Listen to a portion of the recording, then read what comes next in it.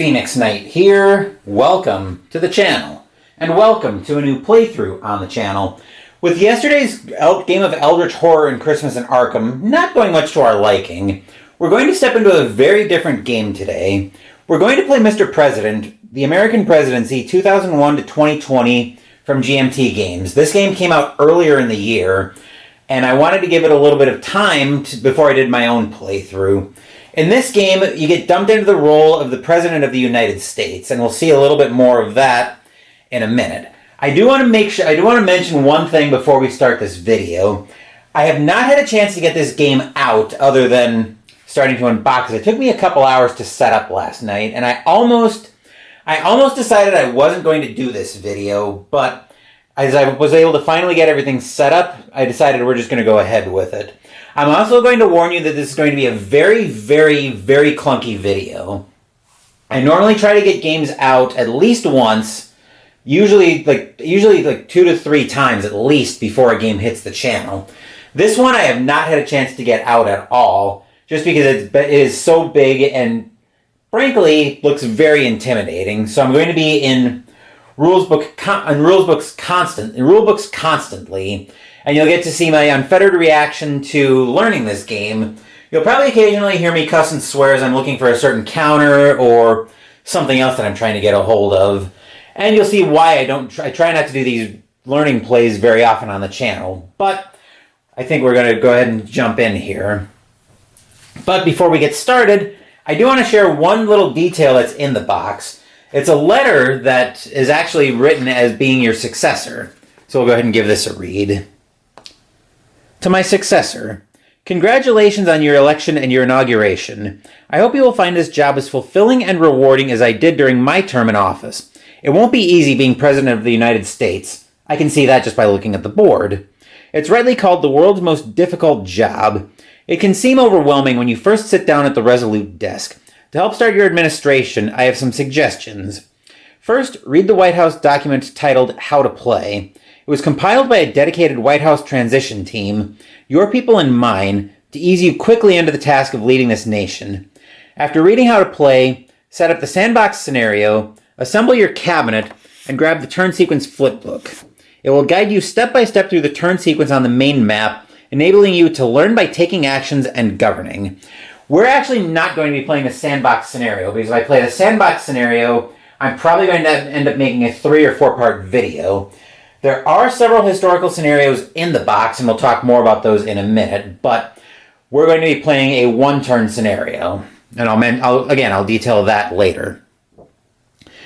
No one can tell you how to be POTUS, aka President of the United States. Each holder of this office has had to forge their own path forward in their way, but in case it may be helpful, my staff has created a presidential briefing booklet based on my experiences in office. It won't tell you what to do, but it will give you what I hope are useful hints and suggestions. Beyond that, you have a wealth of charts and tables created by top-flight staff in all departments of the government you now head. Your presidential, domestic, diplomatic, and military master actions player aids will let you know what you and your most key cabinet members can do to advance your agenda and maintain peace in the world. After all, have fun. After all the campaigning, all the chicken dinners and hot dogs at county fairs, all the cold mornings shivering outside factories to shake hands with workers, all the ups and downs of the polls, all the sleepless nights on buses and planes, you've made it. You're here. It's your Oval Office now.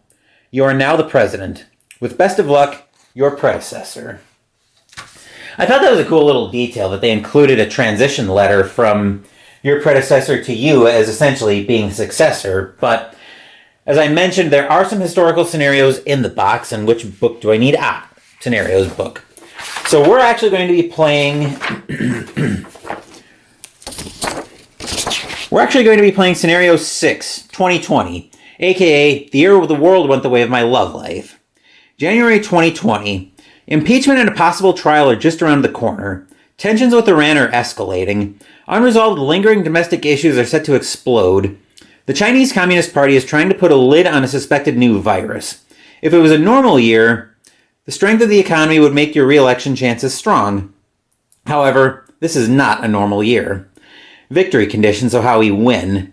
Victory points are determined during the end round space of year 4, prior to the end of turn and consequences. There's no auto win in this scenario, but all the other auto loss endings apply. To win, get reelected. Use the same procedure as you would in the core sandbox scenario. So that's what we're up against. There's a lot to take in here, so we're going to work our way over to the board, and I'm going to give you a tour of probably one of the biggest games I've ever set up on the channel. So let's start off with our token reserve. We've got our holding areas here for all of the tokens. We've got terror groups up here, multilateral sanctions. I'm going to grab my laser pointer. Multilateral sanctions, UN goodwill, U.S. military footprint, unilateral sanctions, civil wars, rogue states, UN troops, peacekeepers, and sanctions, and our tensions markers. We might have to draw some of those over the course of the game. And we've got a war track over here, which fortunately we don't have any wars starting, so we don't have any wars to start the scenario. So we're all set there. Next up, I'm not going to work through every corner of the board, but let's just suffice it to say that just off shot, over on this side of the camera, I've actually got 7 different chit pull cups that I'm going to need in this game. So hopefully we won't get too much going on with those, but let's start working our way over to the actual board. Yes, this is a very busy board. I've got the crisis deck up here. I'm trying to remember which events these are. I think this is the main crisis deck. That I believe was natural disasters, I think, terror events, cascading events, I think, but I'll probably have to look at that to remember. We've got a few things here. We've got a lot of tracks. So we've got our strategic capabilities tracks, nuclear missile tracks, which I'm surprised the scenario didn't start with. I'm just going to double check that.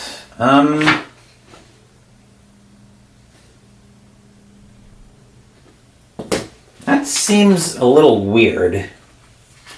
Although I suppose during 2020, all of that really got slammed on hold. So I wonder if the sandbox scenario instructs you to do something with that. That seems...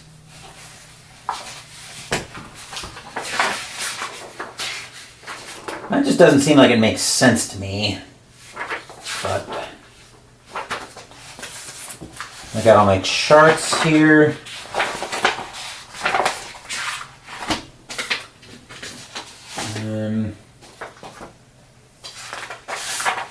I wonder if it's going to be in the counter manifest. I'm trying to remember where that is now. Counter manifest in here in the presidential briefing manual. This is also one thing I found very intimidating when I opened the box. When I'm greeted by like 10 different books, it's like, are you kidding me?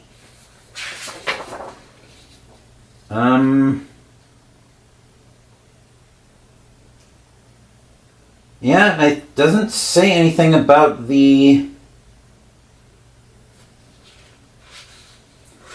doesn't say anything about that in here. Oh, placed on... Okay, so we do place the Iran and North Korea tracks. Where did I put those counters? Not there. Oh, they're in here.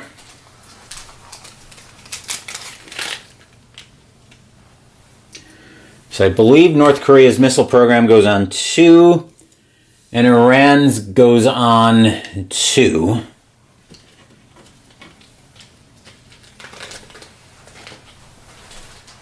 Okay.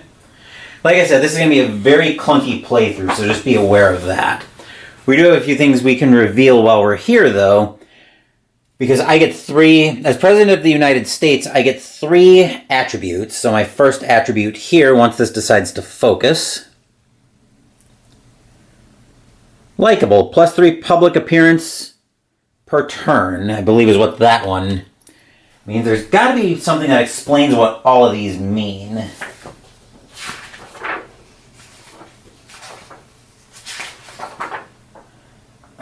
At least I'm hoping least I'm hoping there's somewhere that explains what all of them mean. Presidential attributes might be a good place to start. Here we go. Add 3 to my public approval at the start of each turn. Okay, so that's pretty helpful. Next attribute that we have.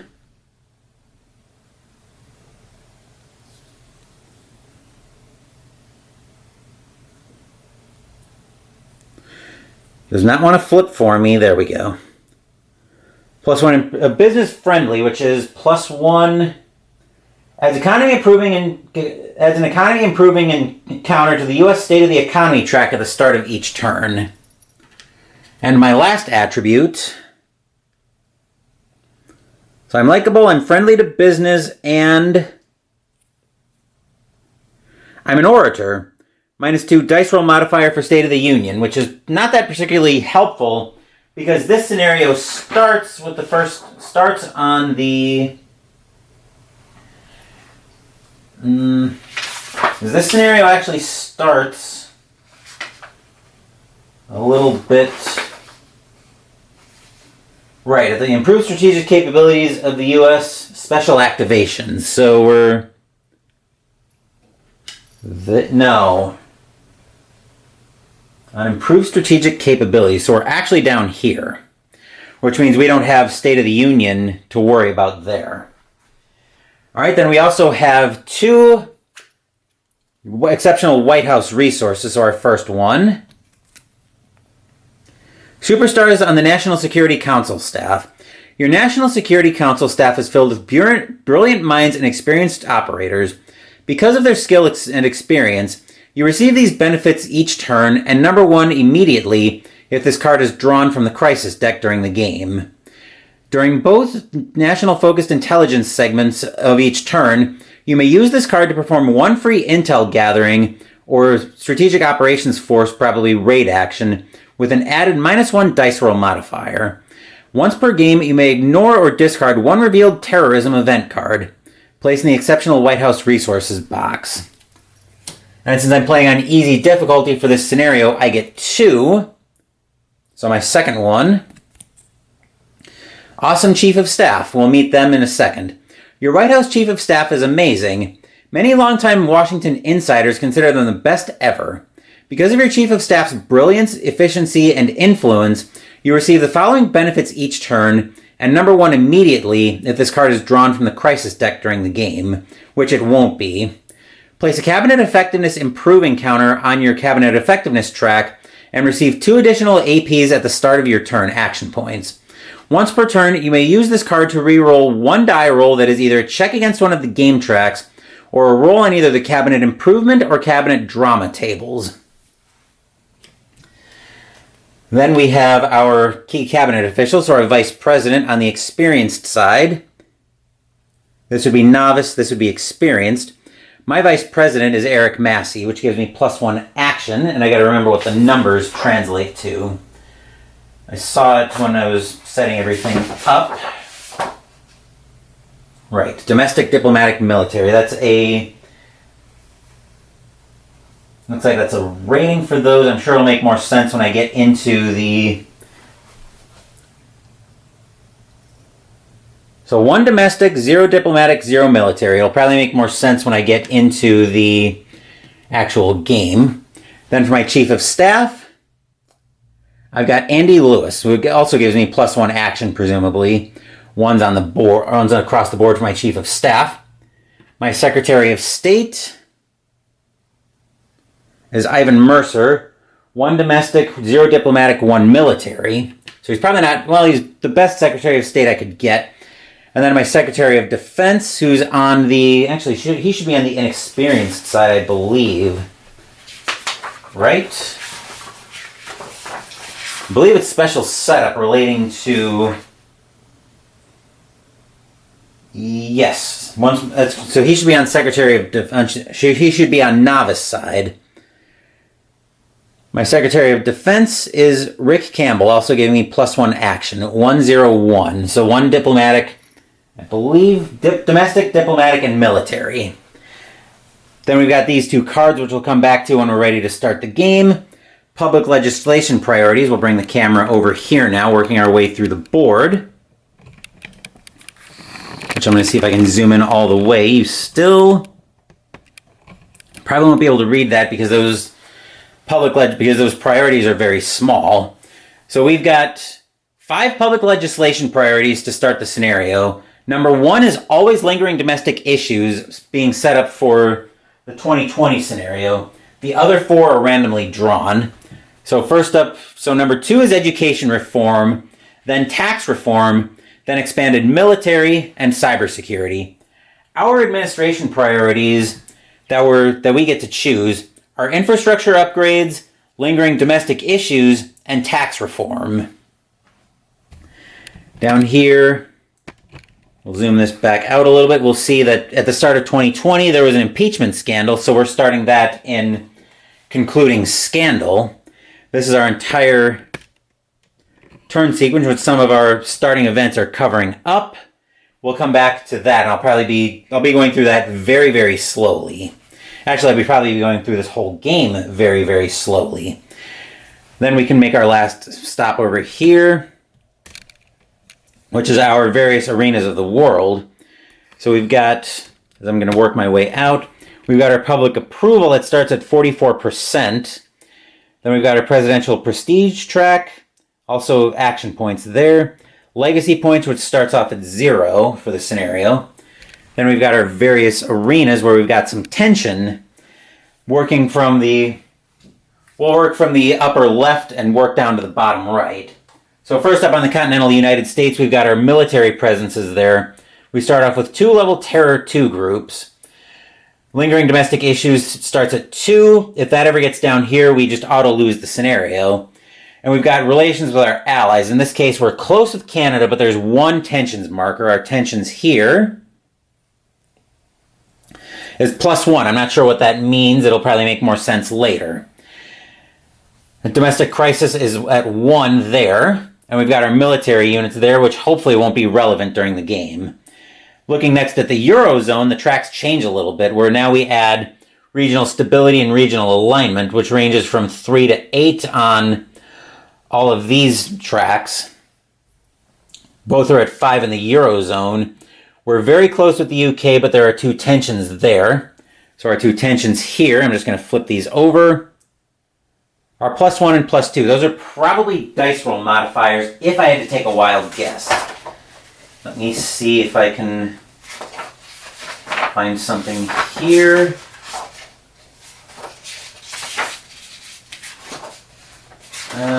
There should be something about the tensions markers in here.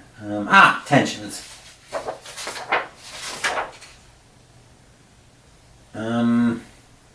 Place domestically. Put them... Oh, whoops. I shouldn't be looking at these yet, apparently. Never mind. I thought we needed to reveal those, but I stand corrected. So we'll pretend we didn't reveal those, but we can go through the rest of our regions at least. Eastern Europe has regional alignment of 6, stability of 4, 2 level 1 terror groups, and they're trending pro-US. There's a civil war and a ceasefire and an unstable state there. China and Russia also have influence that I forgot to mention in the Eurozone. That'll be related to our win conditions. China has 2 influence in Eurozone. Russia has 1 in the Eurozone. China and Russia have 1 of each. Regional crises for Europe is on 1. And the state of the economy for the European Union is at a 5, ranging from a 3 to a 7.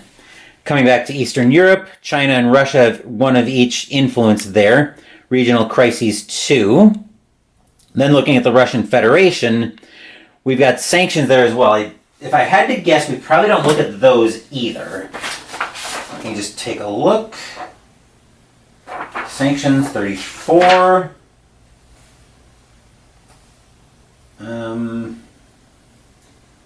Place it sanctions side up. So it looks like we leave that. So it looks like we leave that. Leave that with the name side up. So we reveal those. Okay. Russian Federation is at So looking at the Russian Federation as well, it'll be similar. China will look similar to that one, but it'll be a little bit different. Russia's relations there are 2, but trending anti-US.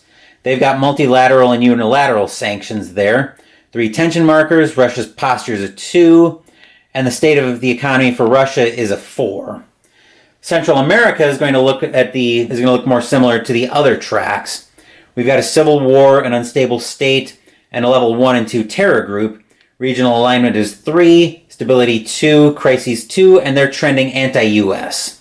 So we do need to be aware of that. I also forgot to mention Eastern Europe has a focused national intel collection, which will make more sense when we get into the full turn sequence. Then the Middle East, which is probably going to be an ungodly mess until a few hundred years after the end of time in our world. Regional alignment is a 6, stability 5. We've got 1 U.S. military footprint, which will get revealed probably later. Influence of 1 of each with Russia and China.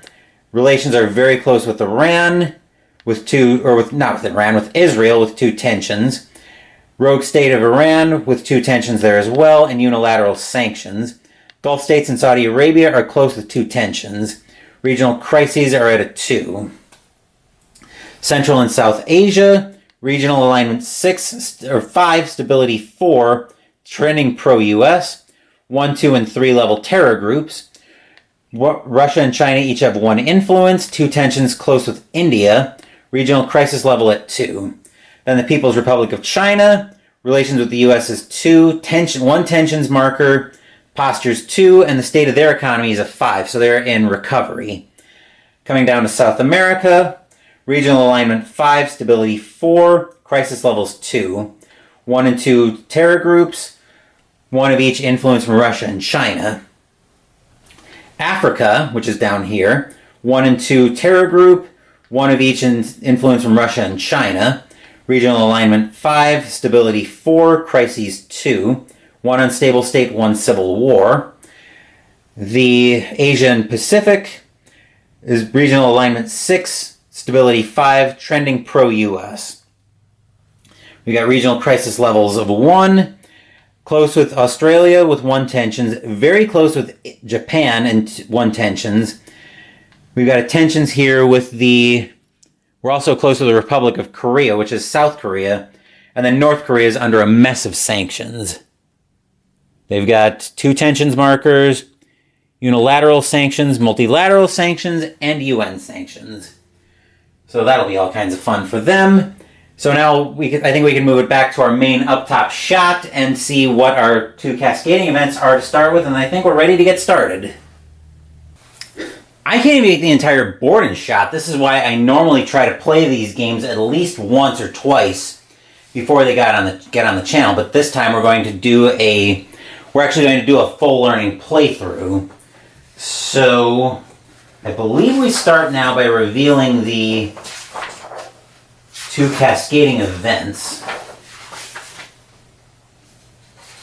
Right? Yes. So draw 2 cards, reveal each one at a time, and perform them from the crisis deck for each card sequentially. So I believe there's got to be a way, an explanation on how to read these cards. Card number, illustration, type of event. Instructions to follow when the card is first drawn. Okay, so our first cascading event, looks like that'll be from the, let's see, crisis cards.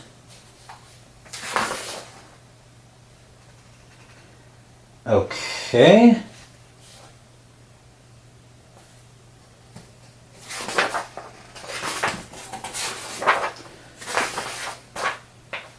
Alright, so our first crisis card. Bioterror attack targets DC subway. Immediate. We have to make a Homeland Security check, which... A Homeland Security check... Homeland Security, page 27.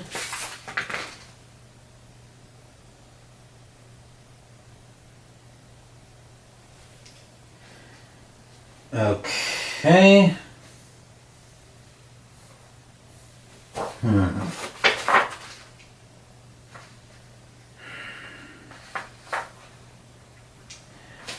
Where does it show me how to make... Where does it tell me about making these checks?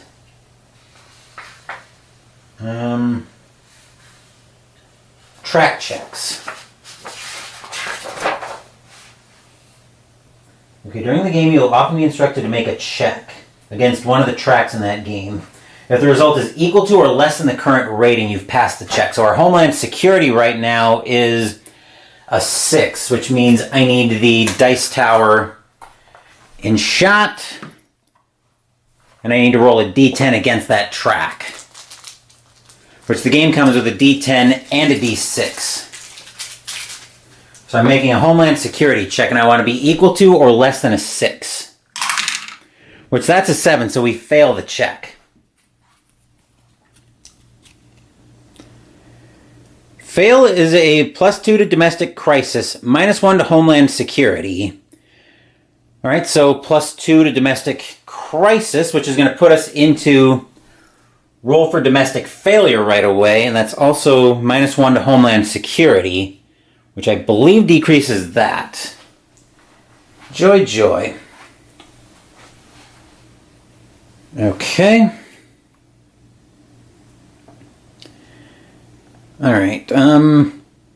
Attack causes massive casualties and disruption in DC. Place 4 tensions on the DC, on the POTUS cabinet priorities, 6 to 1. So we draw 4 of these tension markers. 3, 4. And those go on the cabinet priorities. So I believe it goes like so.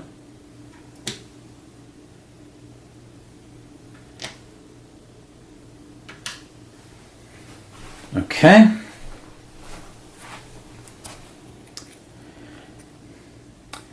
Congress is going to be in a long recess, and there's no legislative segment for the remainder of the turn. So, looks like we have a couple of legislative segments here on the turn track. At least I thought I saw one of those. There's a legislative segment. Okay, so those will both get skipped. Then we make a public approval check, which my public approval... Where is my public approval? It's down... Okay, I bet the way... Okay, so I bet you have to check that against the track as well. So I want to be a 5 or less, it looks like, if I'm understanding that correctly.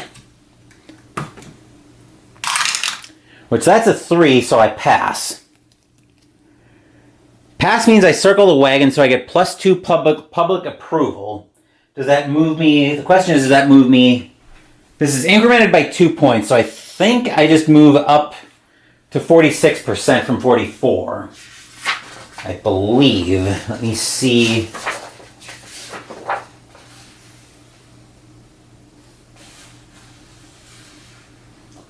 Is there something here for public approval? Ah, public approval.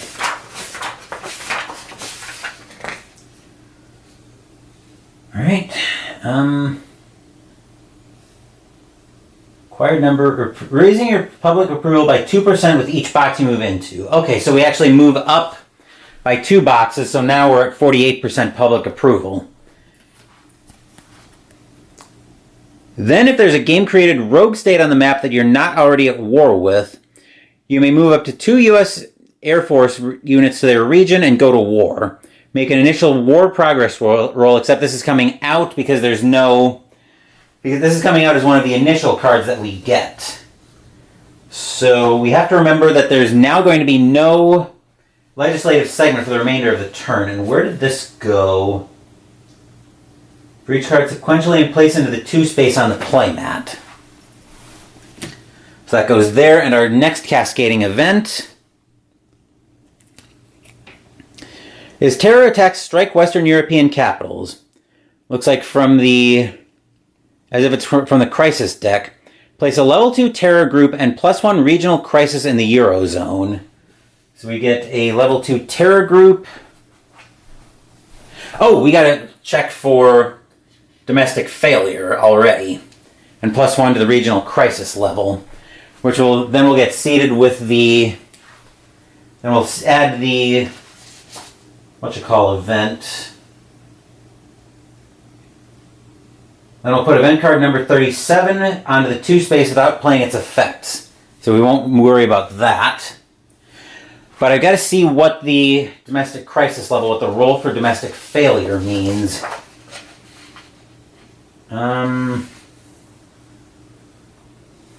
Because that is a big problem already. Domestic crisis levels. That's probably a good place to start.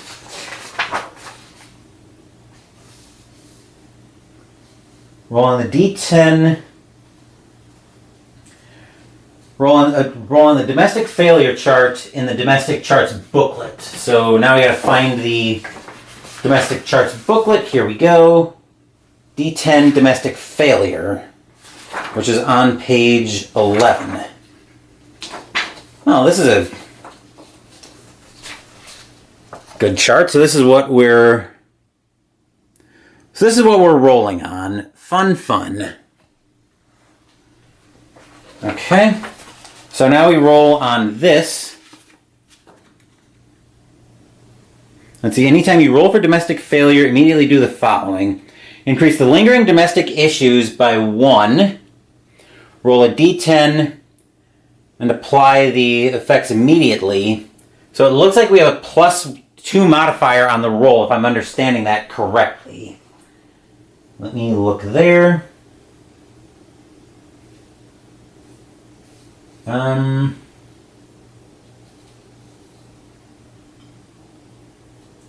believe that's what that means.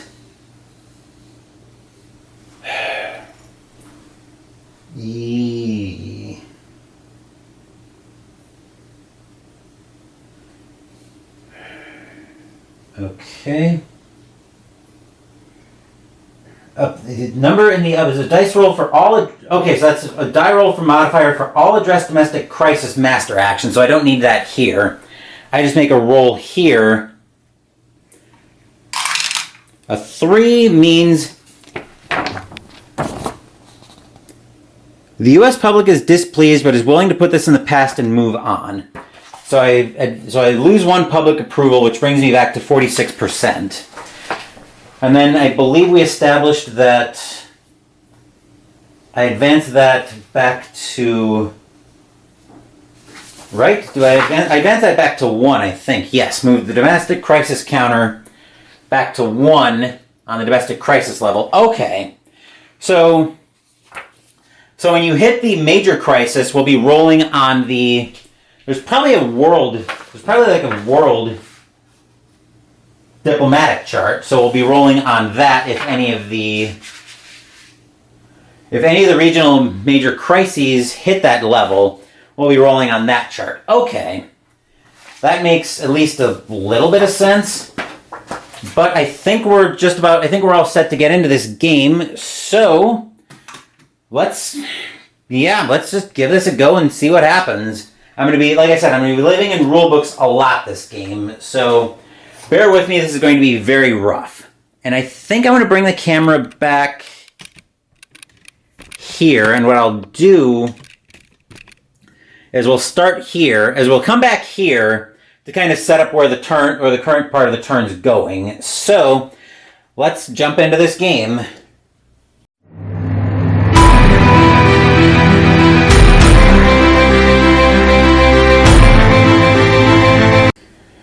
So the first thing we're doing is we're improving strategic capabilities. Apparently speaking English also needs to be a thing, so that'll bring me over to the strategic capabilities tracks up here. I need the dice tower and shot. And I actually took the liberty of grabbing a second d6. So I'm going to use the red one to determine what track we're trying to improve, and the yellow die for the result. On a 1 to 5, we get to improve the track that we're rolling. So basically we want to see a 1 to 5 on this die to improve our result. So our first capability here is going to be a 4, so that's looking at the cyber warfare track, but we don't get to improve that. And the reason we get that is because our state of the economy is 5 or higher. Right now it's actually 7. Our second roll is a 3 looking at Naval Forces training and tech, and we do get to improve that one. So now we're up to a 4 on that. We'll see what that means probably later in the game. So with that being done, we get to come back to the turns track and set the POTUS and cabinet focus, which we place or move any or all of the 6 cabinet focus counters to reflect your new domestic focus priorities for the year. Well, given that we just had that terror attack, I'm going to send my Secretary of... what do I want to do with this? We've already had a domestic crisis, and I don't want those lingering domestic issues to hang for long. So I think we're going to send my Vice President to try to address that. As for my Secretary of... which one is that? My Chief of Staff, he's going to...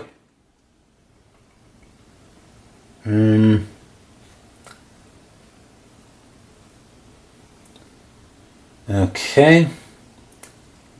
Right. At the start of each turn, to set your domestic focus for the turn by placing the 6 POTUS and cabinet focus members labeled 1 to 6. So I need those focus counters, it looks like.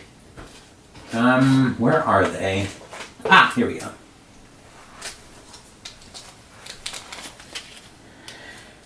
Okay, so I definitely want to make the... So like I said, I definitely want to make the domestic issues a high priority. So I'm going to put a 1 there. These come with priorities, with priority ranges, presumably for what the success rate would need to be on those.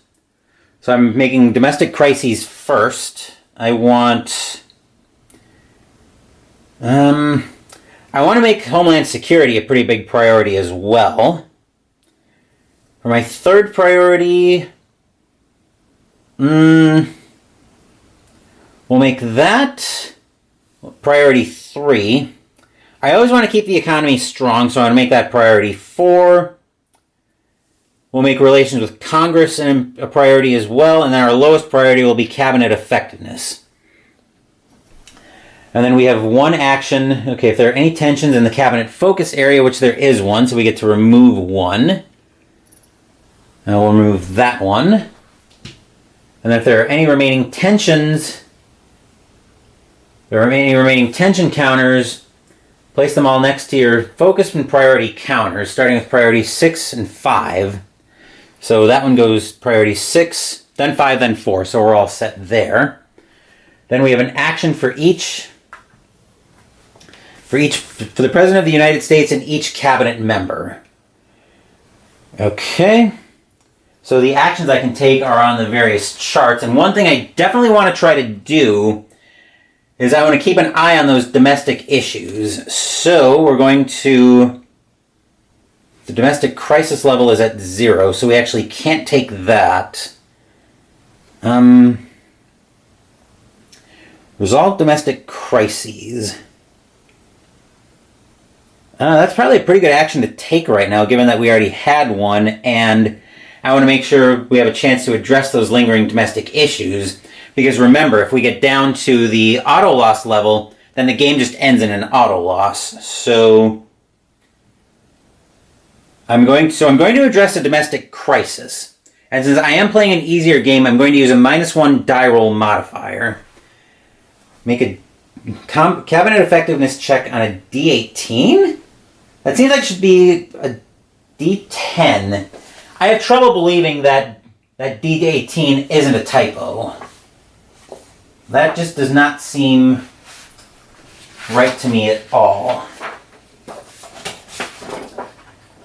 Maybe it is, though. I just want to see if there's something that explains the D18 part. That just doesn't...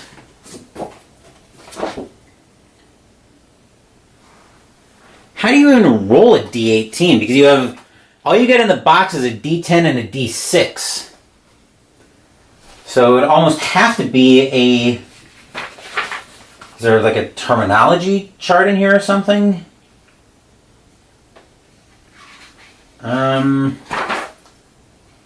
Components gives you a D10 and a D6. Let me see. Maybe there's something in the actions that explains it. Domestic Master Actions, page 20.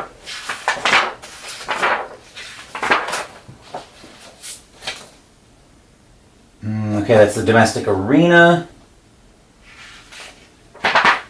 That's still not quite explaining what I'm after. My instincts are telling me that that's probably a... That certainly seems like it's a typo at first glance.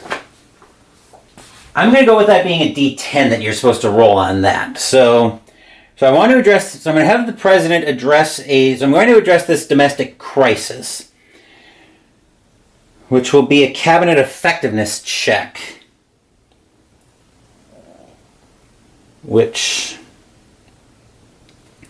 So a cabinet effectiveness check, what goes into that?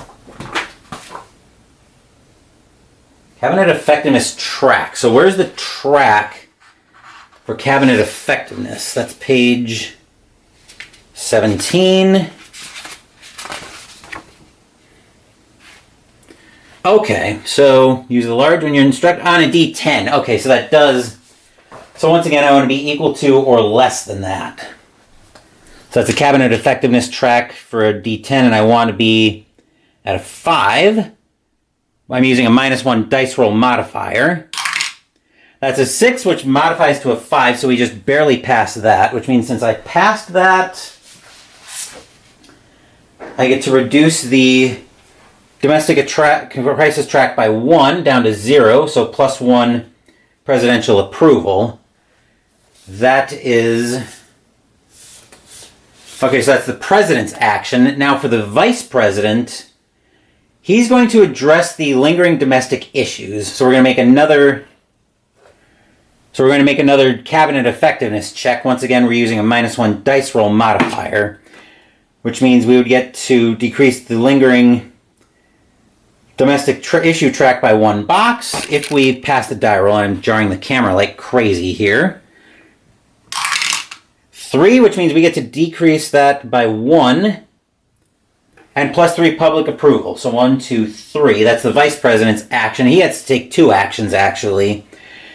-1 to domestic crises. Okay, so we're at 0. Then so he gets a second action. And the vice president, he will...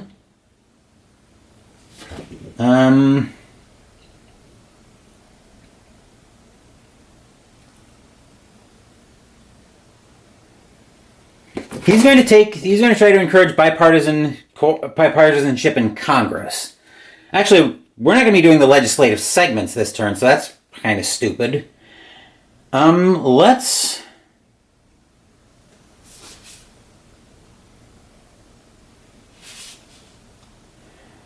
remove a tensions counter from the... Yeah, let's remove a tension counter from the cabinet. So during an activation segment in which... So we're going to remove 1 action to remove our tension from the economy. So that's the vice president's 2 actions. Then the chief of staff also has 2 actions. He can take the domestic master, and that's it. Since we've got our lingering domestic issues manageable right now, what does he want to do? What does the chief of staff want to do? He's going for He's going to go for party fundraising on the party relations track, which means we can bring that out of the way. And he will take his action there, party relations, by... Where is the party relations track? Here we go. So we're going to move that over 1 step. That's the... Oh, the chief of staff has a second action as well. Let's go for I don't want to try to address the...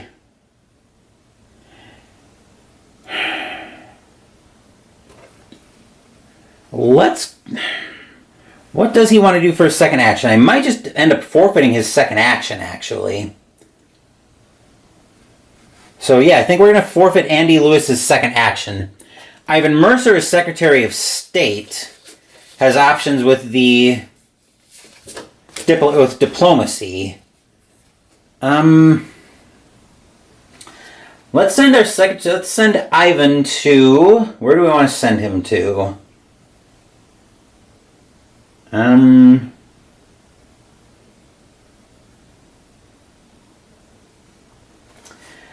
Let's actually attempt to remove a Chinese or Russian influence from from the Eurozone. Because if I remember right, Russia getting a base in the Eurozone is one of the ways we can auto-lose the game.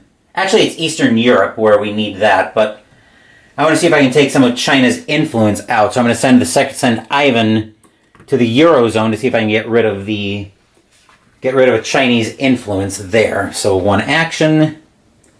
So I roll a d10. On a 1 to 6, I can remove one Russia or China influence. That's a 3, so I'll remove a China influence from the Eurozone. That's Ivan Mercer, and then Rick Campbell, as my Secretary of Defense, gets two military actions as well. So for military actions, we can take... So we get one action, which means we can take any actions. So we're going to...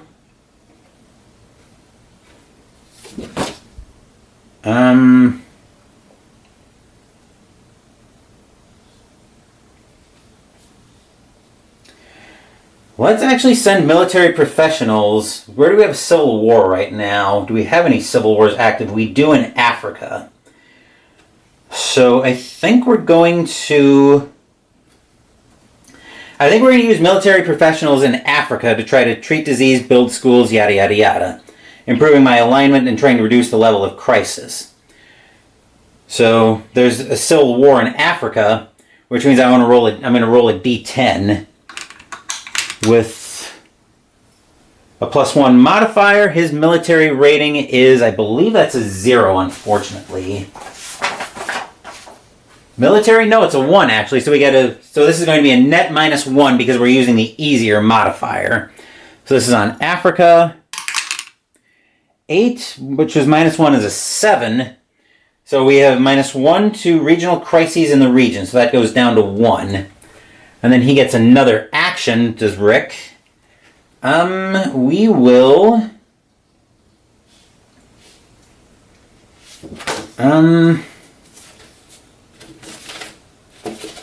military master actions. Let's try to...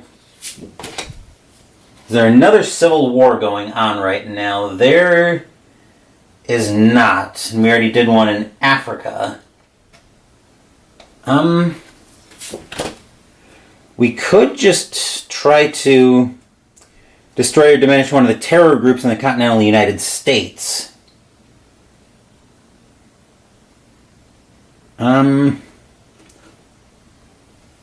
Actually, another option could be to try to take out a level 3 terror group in Central South Asia.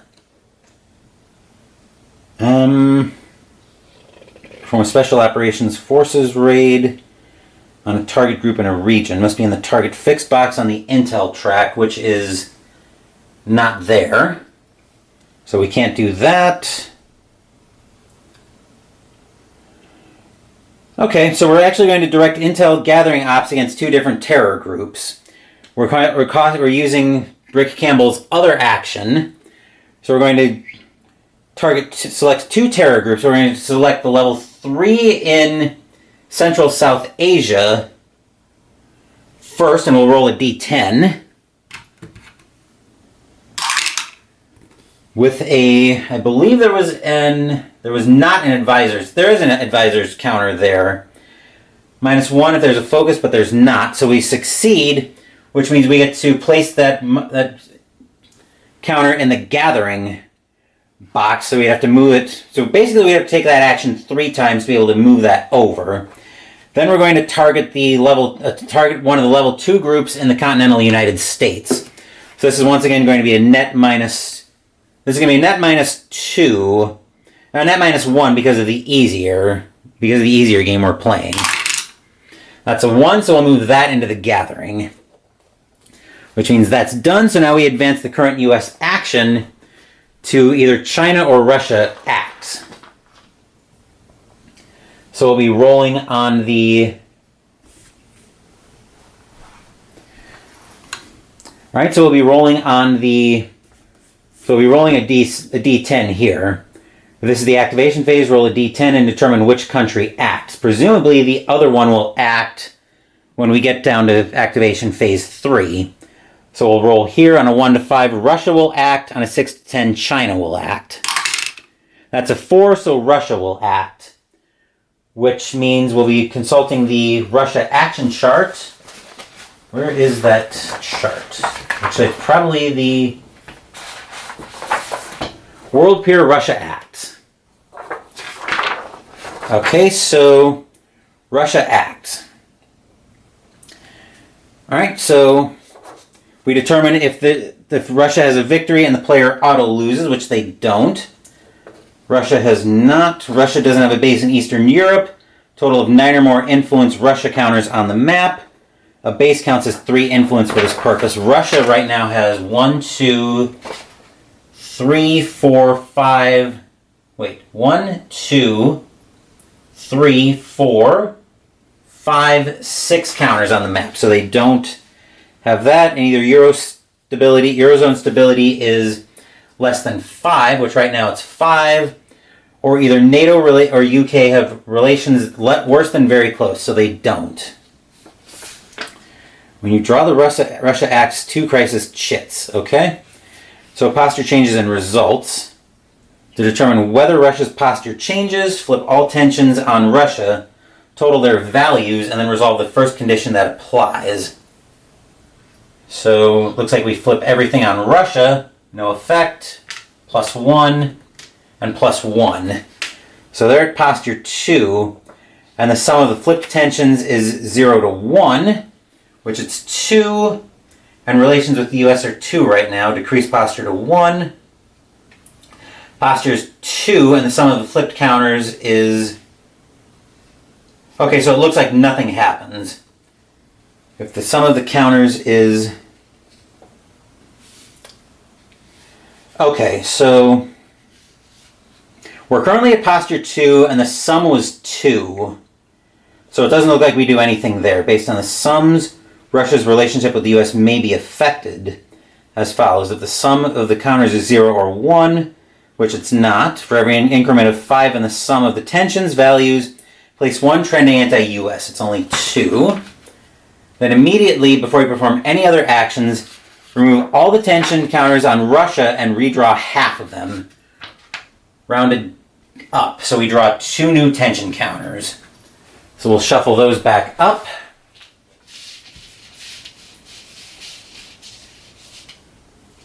And then we'll draw 2 new tension counters to replace those.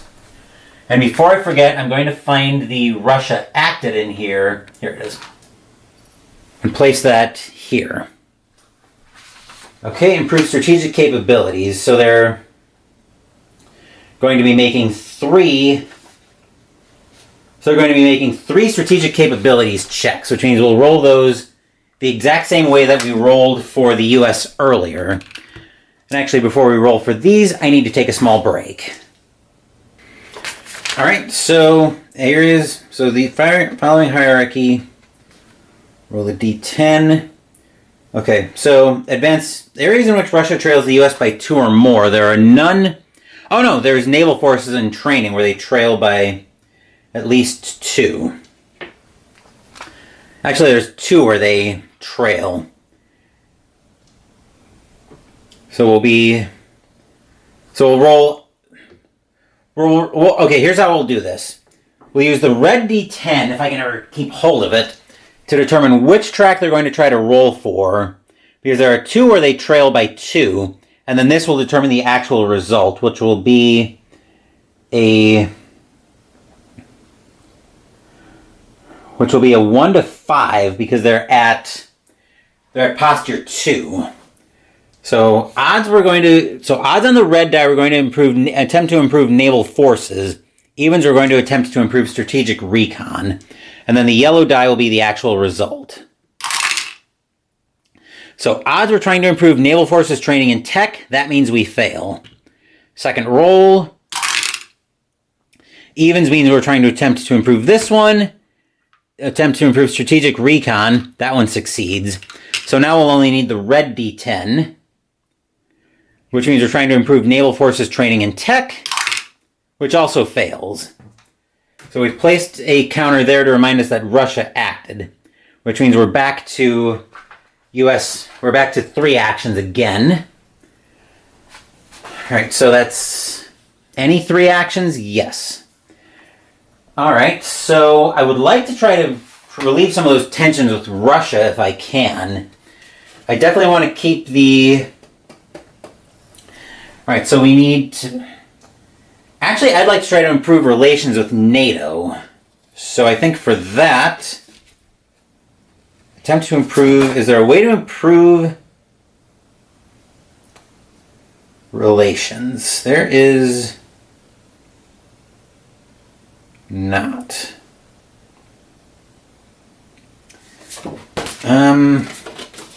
Is it a domestic masters? A domestic action? Not there. Residential presence. Diplomatic. Residential trip. Increased regional alignment. No.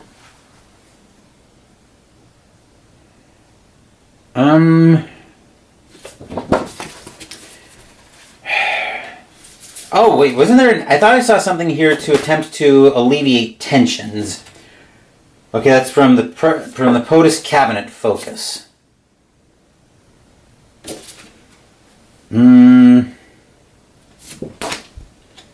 Yeah, no, I don't see a way we can do that. So... yeah, I was hoping to either get rid of some of these tensions with Russia or improve relations with NATO, because I'd like to get that back to being very close so I don't get threatened by decreased tensions. Okay, so we can... Alright, so we do have a diplomatic action to reduce tensions. So, reduce tensions on an ally, rival, or rogue state. So I'm going to use a diplomatic action. I'm going to use the president. Actually, I'm going to use my Secretary of State, who's Ivan. And he gives a... That's a diplomatic. Okay, yeah. So we're going to we're going to use we're going to use Ivan, our Secretary of State, to try to decrease tensions with NATO, which will let me remove up to 2 tension counters, so we get rid of those.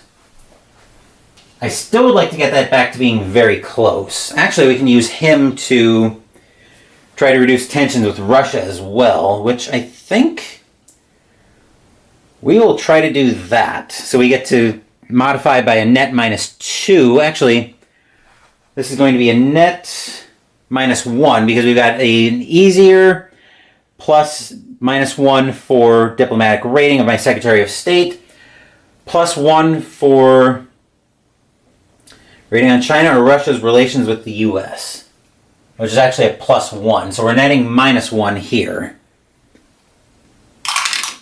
That's a 1, so that's a major success. We get to remove 2 tension counters from Russia. So that's 2 actions. And 3... Tensions with China are probably fine right now.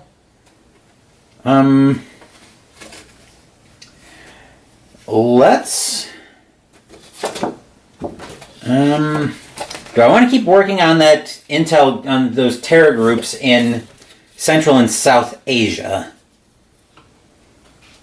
I think I will. So we're going to continue working on the two terror groups. We'll continue working on that terror level group, that terror group 3 in Central South Asia. Once again, we want there is an intel advisor counter there, but no focused national intelligence. So we'll roll there. So we'll roll on the track. That's a 7, so no effect there. And then the level 2 terror group in the continental United States. That's a success, so we get to move that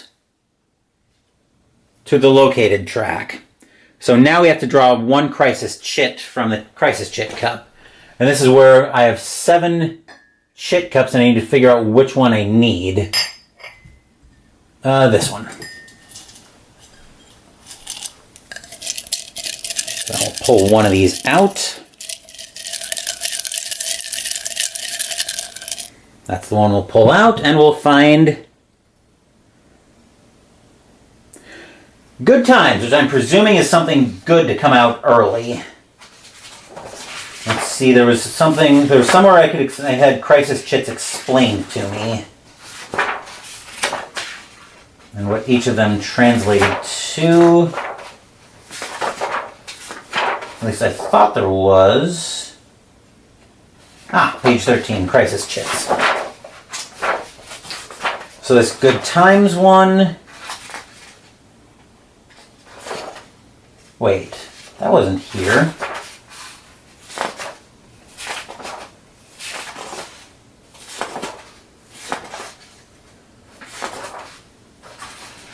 Hold on, something's not right.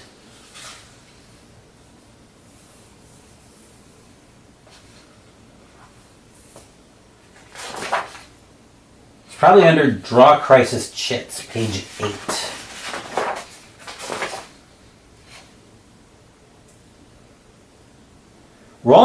I get to roll on the good times table in D15.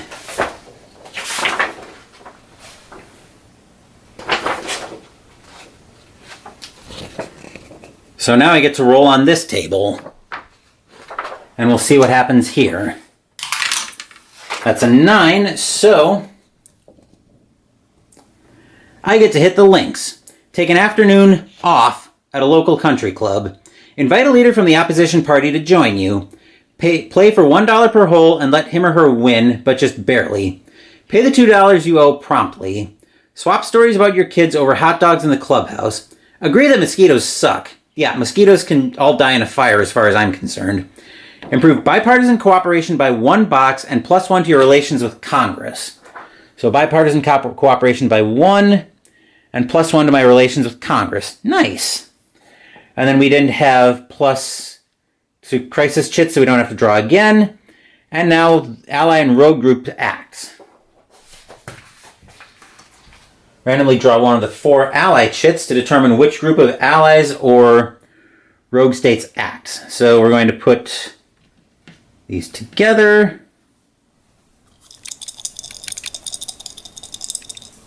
And we'll keep... Come on.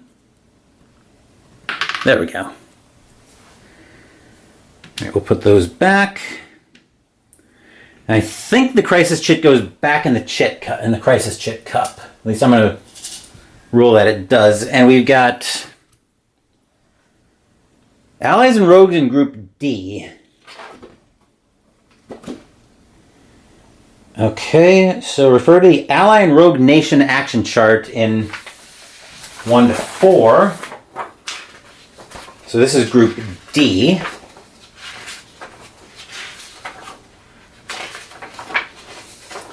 Okay, Canada, Gulf states and Saudi Arabia, and rogue states. All right, so we activate Canada. We are close with Canada, so we have 1 joint action. Possible joint actions you can choose are listed below under joint actions. Locate any terror group in the region. Okay. All right, so as a joint action with Canada, we're going to... All right, so for Canada, we're going to go to the We're going to see if we can locate a terror group. Choose a terror group, then place the group. Choose a terror group, then place a group in the gather intel box in the region, or if they were already there. So we're going to use the level 2 terror group that we've been working on to move the group to the next box on the intel track, which means they're locked down, so the next action, we could potentially knock them out. Alright, then...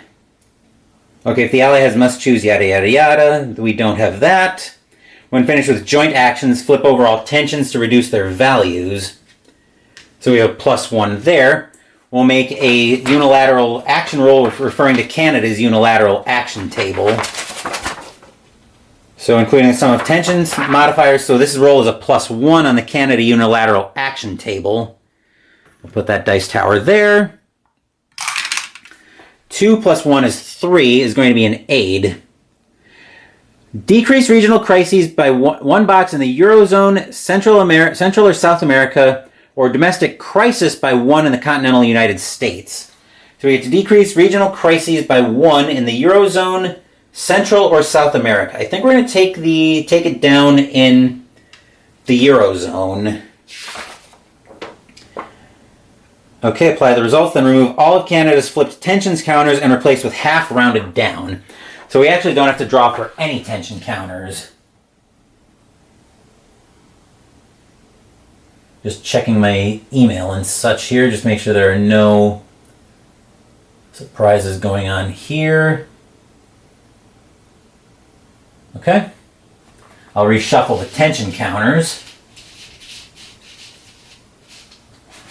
Then we do the same thing with the Gulf states and Saudi Arabia, which are down here. So we're performing a number of joint actions. We're close, so we get 1.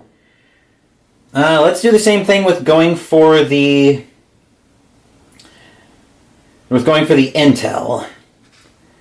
So we can go, so it looks like we can place that one in the gather intel box. So that's the joint action with them. We'll flip over the tension counters there. So we get a +1 and a +1. So they're taking a unilateral action with a +2 modifier on the Gulf states action. That's a 3 + 2 is 5. They're increasing oil production.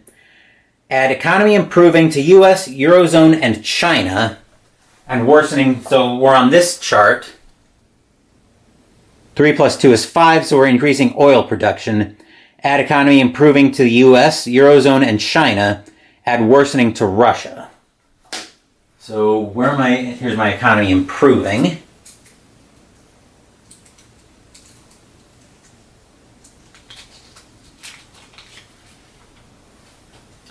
All right, so another economy improving to US, Eurozone, and China. Okay, that wouldn't. Okay, I bet since there's 1 there already, this one just becomes worsening and goes to Russia. Okay, then I think the last thing we do here is the rogue states. So we go to. I don't think there are any rogue states on the map. This one might not be. I thought this one was there, but I don't think it's there with Iran. Alright, so.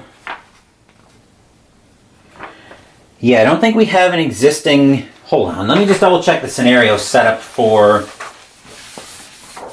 Let me just check the scenario setup for 2020. But I don't think we had a.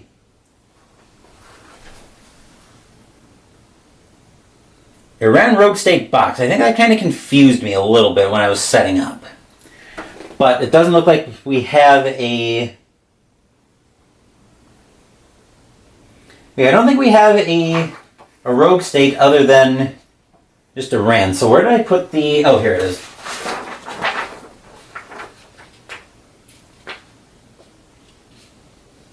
Okay, so now we have to figure out. Oh, we do have to replace the. We have to replace 1 tensions counter on the Gulf states and Saudi Arabia. So we'll take that one and we'll put that there. So now we're rolling to see which rogue state activate. Actually, since we don't appear to have a rogue state, it looks like whoever has the most tension counters acts, and that will be, I believe that's, oh no, they're actually tied. North Korea just has so many more sanctions markers, but they both have 2 tension markers, so we're going to roll the D10 again. Odds Iran acts, evens North Korea does. Odds, so Iran's going to act, which will be the action table for Group A. I just had that chart in my hands. And now I'm trying to remember what I did with it. World charts. No. There should have been a separate chart for rogue states, I thought. Not Russia acts. Not scenarios. Oh, ally and rogue states. I'm holding it. Duh. And where is Iran? Here we go. So we're flipping the tension markers on Iran to find a +1 and a no effects. They're taking +1. 2 + 1 is 3. So Sanctuary, we're placing a level 1 terror group in the Middle East and moving a 1 or 2 terror group out of the Middle East intel box. So there goes the level 2 group that we've been working on, and we get another level 1 terror group there. That's not great. Okay, so now we set the presidential cabinet focus, beginning with...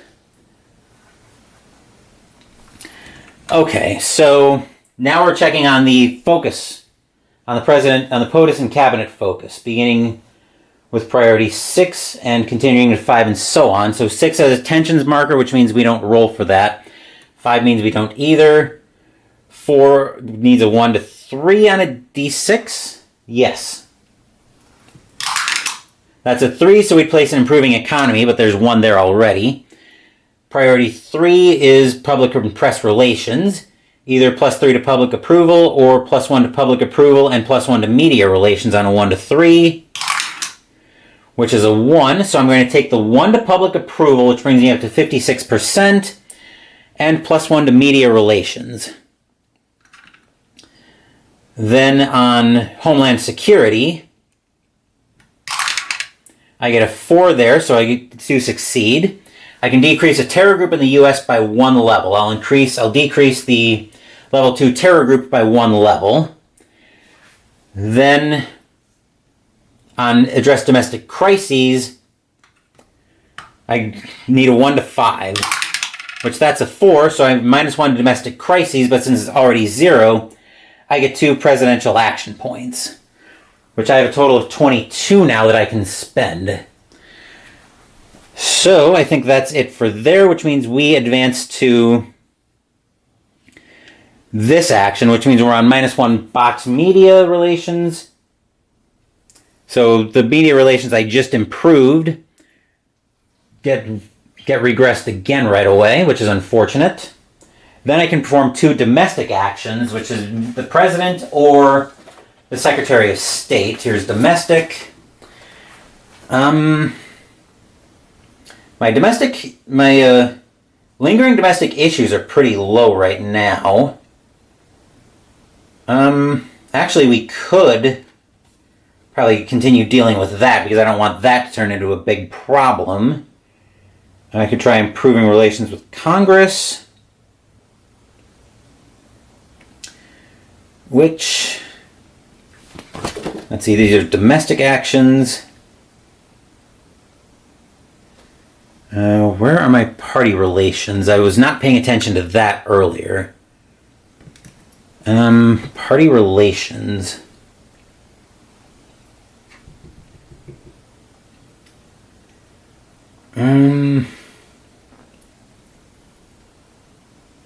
Yeah, I don't know where that...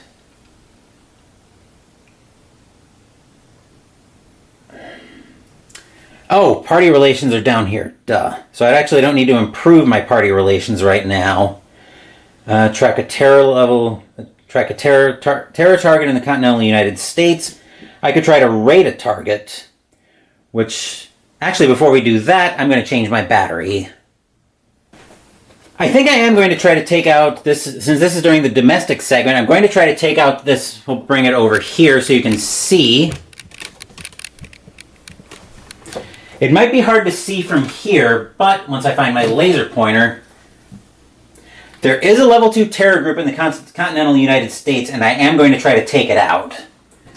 So I'm going to use a president action to do that. Let's see, domestic charts is what I'm going to need for that. D12 for a domestic raid, so it looks like the way that works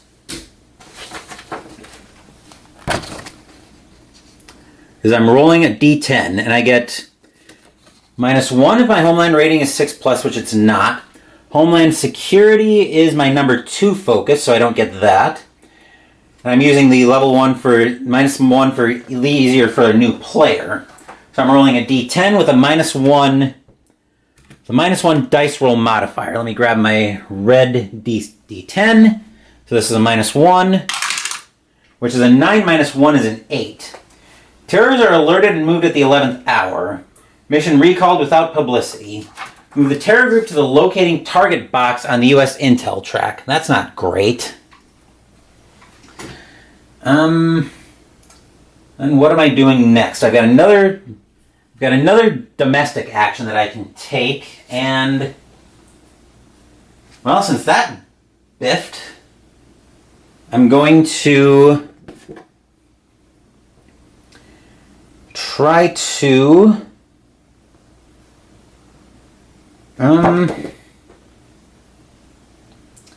wait, diplomatic. I want domestic actions. That's what we're, yep, domestic actions. We could try again to gather intel, and actually I don't think we can take recon, can we? Track terror target. Okay, yeah, so we'll actually track a terror target in the continental United States. We'll track that group again. So move. Okay, so we're making a Homeland Security check, which means we're rolling against the Homeland Security chart. Or track, with a -1 modifier because of the easier game that we're playing. That's a 4 -1 is a 3, so they'll move right back there. Then we'll make another Homeland Security check since we moved it into the back to the target fixed box. If we pass, we get to launch an immediate raid. So this is another 5. That's a 9, -1 is 8, so we don't get to launch the immediate raid. So those are our 2 domestic actions, which means we go back to drawing 1 crisis chit again. So right back here.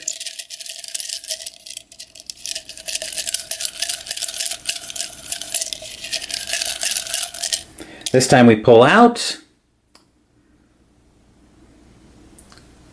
Russia acts with a short. Russia will act this time with a shorter procedure. Okay, so Russia has not won the game because they don't have a base in. They don't have a base in Eastern Europe.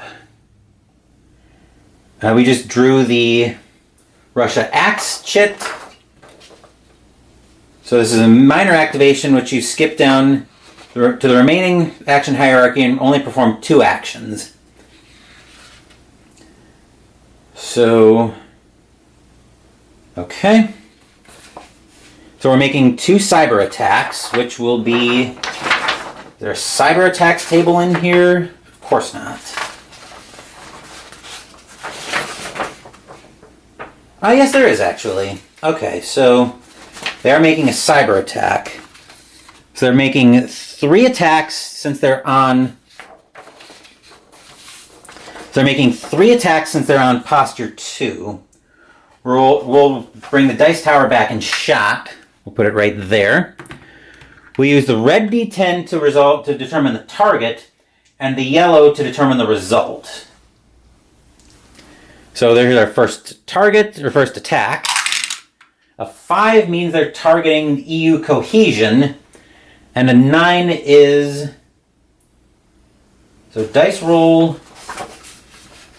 If Russia's cyber attack capability is It's equal to ours. So a failure is an 8+, so they don't get anything with EU cohesion.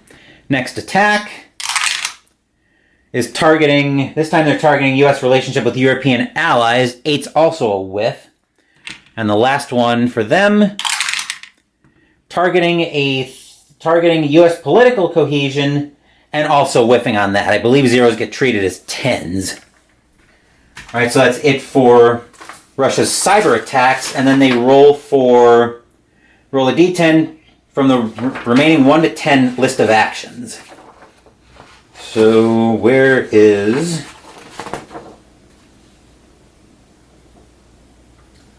Okay, so... Right, so it selects another random action from the list of 1 to 10. Skip down to the remaining action hierarchy. Which I believe... Okay, remaining action hierarchy. So we rolled for Russia to take one more action, but if they roll for a cyber attack, we roll for another one. A 6 is going to be vetoing UN sanctions. If there's currently a UN sanctions counter on Iran or North Korea, and I think there's one on North Korea,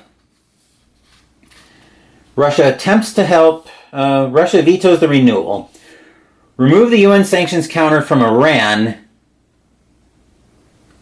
Wait, roll again if this was a random result. I don't think we re-roll that, though. Select another random action. Okay. I might have forgotten to do this the first time Russia acted, but oh well. Like I said, this is a learning game for me. If there's currently a UN sanctions on Iran or North Korea, Russia vetoes the renewal of sanctions at the UN. Otherwise, skip this action. Roll again if this was a random roll result. I don't think we do, though. If there's currently...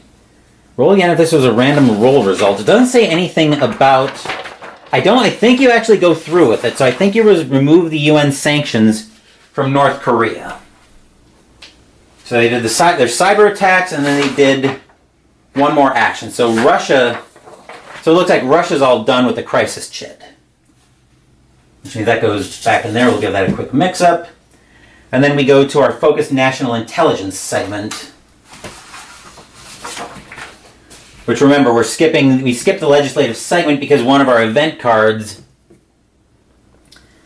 I think one of the event cards that we started the game with... Yes. No legislative segment for the remainder of the turn, so yes, we skipped that.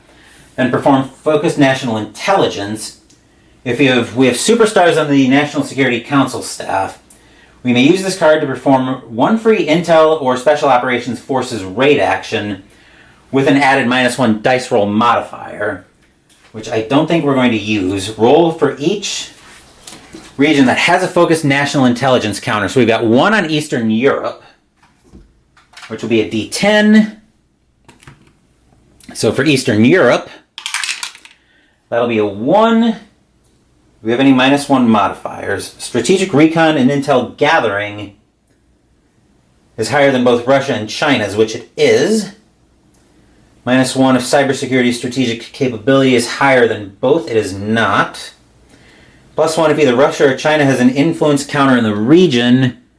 They do, and their cyber strategic capability is greater than that of the US. Nope. And we're using a -1 modifier. So, effects on terrorism is what we get here. So we get to move a level 3, 2, or 1 group in that order to the targeting box. So we'll move that one up to the targeting box. Effects on war, except we're not at war, thankfully. And then there was another region that had a focused national intelligence. At least I thought there was another one. Oh yes, Asia and the Pacific. And checking our modifiers once more, we've got no Russia or China influence counters there, so we're not worried about the... I think we established this as a net -2 because strategic recon and intel gathering is higher, and we're using the new player modifier. 6 minus 1 is 5, which means we get to move a level 3, 2, or 1 group into the targeting box. And we're not involved in war, so we're all clear there. Actually, that should be into the locating box, I believe. Wait. So this one should actually be targeted. Okay. Now that we've got that figured out, now we advance forward so we can try to take out... So, any 4 diplomatic and or military actions. So now we can perform... diplomatic and or military actions. So what do we want to do here? We've got... I kind of want to work on that Central South Asia. Okay, so we want the diplomatic and military actions, which means I don't get presidential here. Diplomatic. Where's the diplomatic chart? Here we go. So diplomatic and military actions. I think here we're going to...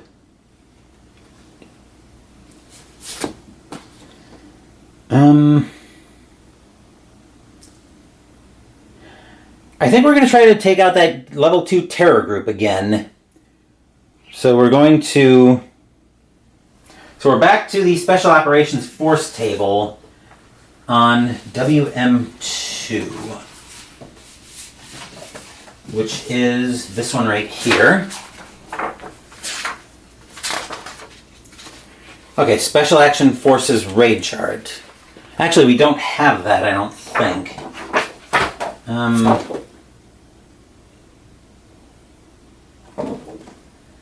Destroy or diminish a terror group. Perform up to 2... So we don't have Special Operations Forces in the continental United States. Diplomatic and or military. I think we're going to... I want to see if I can remove a Russia counter from the... I want to see if I can keep Eastern Europe from getting too much Russia influence. So we're going to roll... We'll choose a regional alignment with... We can choose a 6 since... Oh, wait. With a regional alignment of 7 or 8, so we actually can't target Eastern Europe with that. We probably couldn't have targeted when we did a removal earlier, so we can't actually do that. We can try to improve alignment, though. Let's do that with the... Okay, so we're actually going to choose Eastern Europe and make a regional alignment check. So we want to be at a 6 or less on this roll with a modifier of...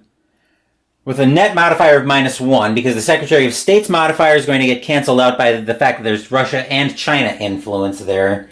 But -1 because I'm using the new... on the new -1 DRM for the new player, so 6 or less. That's a 6, so we get to place a trending pro-US on the regional alignment. Well, there's already a pro-US, there. So never mind that. Let's actually try to alleviate crises in Eastern Europe, then.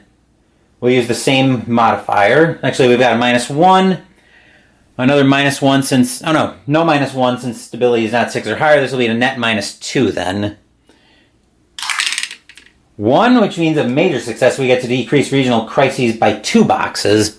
So that goes down to 0. Then we have 2 more actions we can take.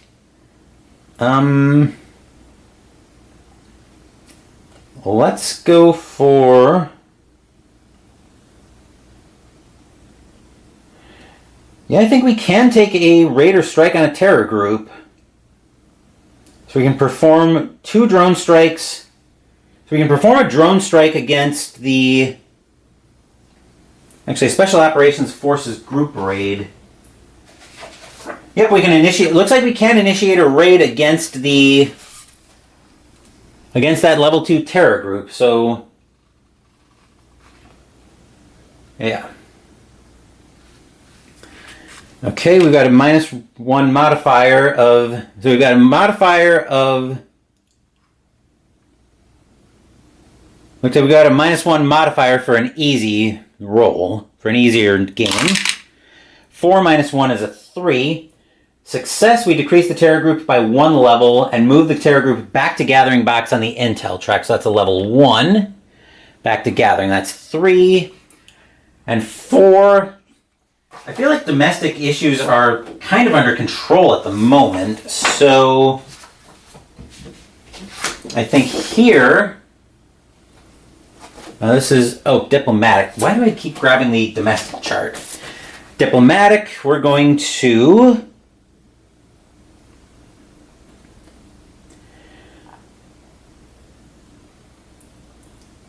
make a relations with Congress check, which right now my relations are a 4, so I don't think I want to try to make a trade agreement with Congress. I wonder if I can improve my relations with Congress. That's probably a domestic action where I would try to, yep, that's an improved relations with Congress where I would be trying to do that. But I don't think I want to do that right now. So, and I can't do that anyway. I've got one more action left here. So I think we're just going to... Do we have anywhere where the alignment... Actually, Eastern European has an alignment of 6, and now their crisis level is 0. So now we can choose them to try to remove an influence from the region. We're using a -1 modifier on a regional alignment check. 5 minus 1's 4. I'm going to get rid of this Russia influence. So that's it for the segment, which means we're now into activation phase 2, and we're drawing 1 chit out of the crisis chit cup. Hopefully this isn't going to give us too many problems, but let's find out. We got our crisis chit cup here.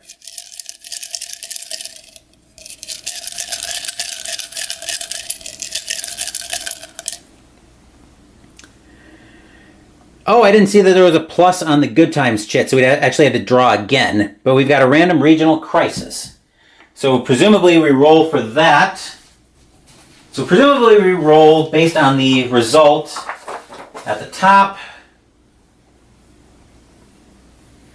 And then we have to draw again. So once the region is identified. Okay. So now we're rolling for this. 8 is going to move the crisis chart for Africa 1 to the right. And then we do have to draw again because we had a plus sign on that. I didn't see that on the good times chit, but it's too late to rewind that.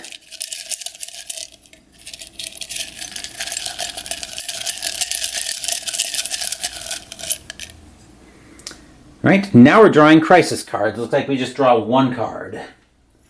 Right? Yes. The majority of the crisis chits will directly draw a number of cards. Okay. So our next crisis card coming up. Russia discovers and exploits massive Arctic oil reserves. Place an economy improving encounter on the Russia state of economy track. Oh joy. Not what I wanted to see there, but at least the problems aren't too bad right now. Roll a d10. Roll DRMs are +2 or +3 if Russia's US relations are 2 and 1, or -1 and -2 if Russia's relations are 4 and 5 respectively. Right now relations are at a 2. So we'll roll the d10. 6 minus 1 is 5, I believe. Yes, 5. So 5. Russia offers cheap oil to Europe. Place an economy improving counter on the Eurozone, which there's already one there.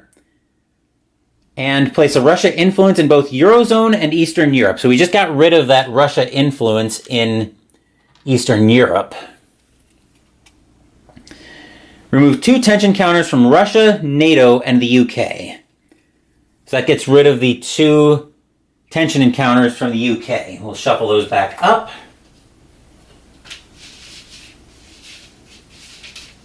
That's not a very good shuffle, I realize, but there's nothing I can do there. And then that's all done. That goes into the 2 deck. Then we have to draw again. And I believe once we get through so we're in activation phases 2 and 4. Okay. So now we're drawing another chit.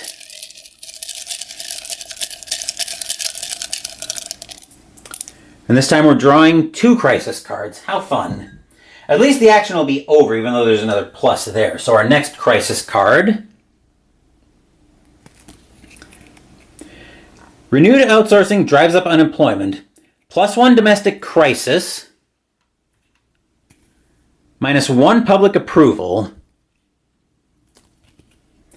Place a worsening economy on the state of the economy track. Place a tensions counter on the POTUS cabinet focus 6-1. We've got ones on 6 and 5, so we put tensions on 4. And move job creations package to number 1 on the public priority track. Which I don't think... Where is that's administration priority, public priority. Unfortunately, we're kind of tied down because we don't have... What do they want? Jobs creation package. Unfortunately, we're kind of tied down because we don't have because we don't have a legislative segment this turn, or this scenario, I should say. All right, that was our first crisis card, so now we need to draw a second one. We find... Former president endorses you and your domestic agenda. New legislation. Place 1 new bill of your choice from the unused bills box into the 0 space of the pending bills track as new legislation. It's yours. Okay. So we're actually going to put the jobs creation package... Where is it? Here we go. We're going to pass that in, put that into the 0 space. Okay, his old friend becomes yours. Draw and place a new friend in Congress. So I get a new friend in Congress, which is very welcome. And once this card is over, I'm going to need to take a small break. So our new friend in Congress is Barry Gibson, media radical friend. Hopefully that won't come back to haunt us. Then we roll a d10 based on the result. We get a 3, so we receive 3 more APs. So now I'm up to 23. I should be tracking these somewhere. But now I do need to take a small break. Now I can take any 3 actions as we're down in the turn sequence.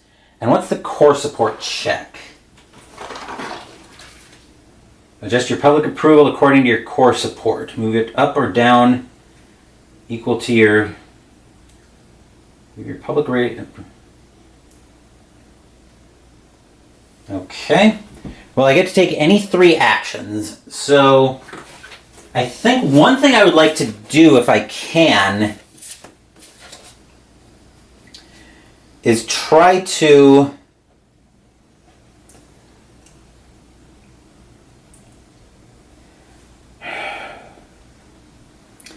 Okay, I'm going to use the bully pulpit to try to rally support for this job creation package, which means I'll be rolling a d10 once I find here we go. Okay, my public approval right now is 44%, so I don't get a modifier. I get -1 since I have the order trait. Bipartisan cooperation is not in the cooperative box. Public approval rating right now is 56. +1 if relations with Congress is 4 or less, which is 4. But I have more friends than opponents. And bipartisan cooperation is not in the contentious box. So I get a net -2 because of the easier modifier. That's an 8. Actually, that's a d6 I should be rolling. Here's the d6. That's a 1, so I get to move it 1 box to the left since I'm for it. Alright, so that's 1, 2... what to do. I would like to get rid of some of these tensions in...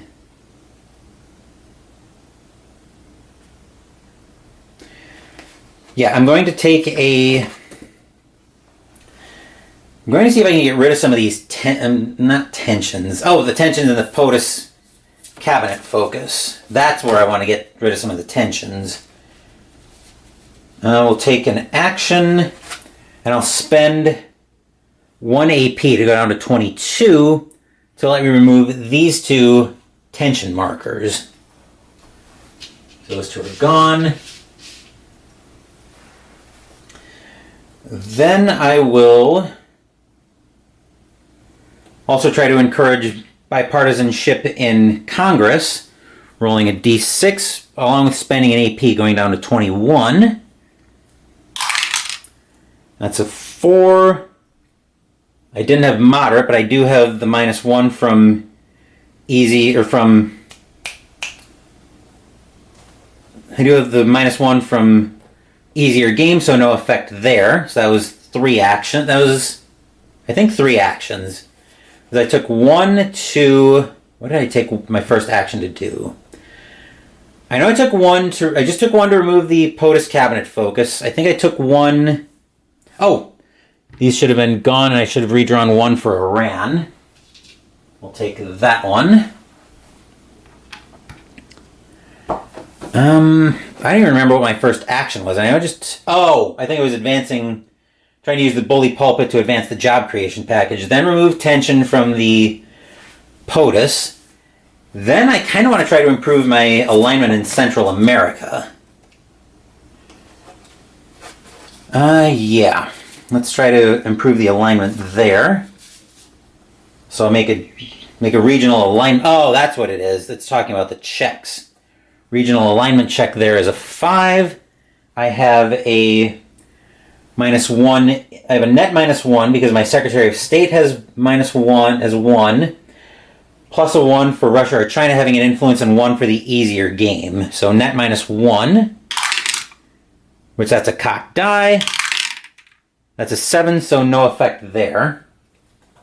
That was 3 and 4. I'm going to try to do the same thing with South America. Still no effect. Okay, so that's all done.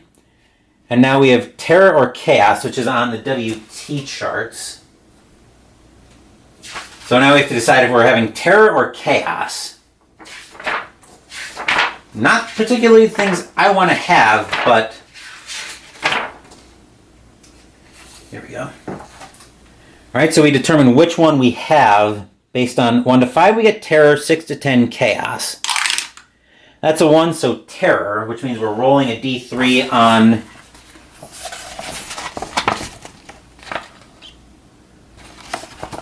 Actually, I believe that goes like that. Alright, so now we're rolling a D10 on the Terror chart. +1 for level 3 or 4 Terror group we have in play. We have 1 in Central South Asia. And we're net 0 because we're using the easier modifier. That's a 1, I believe. Yes. I was making sure that wasn't cocked. So we create level 1 Terror groups in 2 random regions. We'll roll the 2d10 to determine which ones we create them in.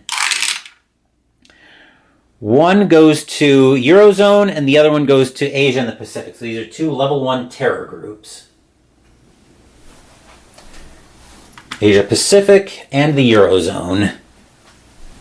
Okay, so that's all done. Now we go to Ally and Rogue Group acts, and then the UN will act, as that'll be our next part of the activation phase for this turn, this part of the turn sequence. Just rolling up the rogue states, or the groups. We'll keep that one. I'll try to shake those back up so we get them roughly randomized.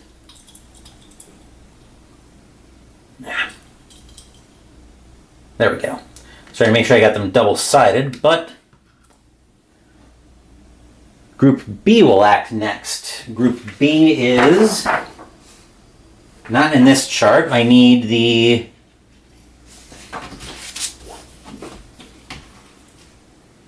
WA 1 to 4. So, nope, that's the Ally and Rogue States.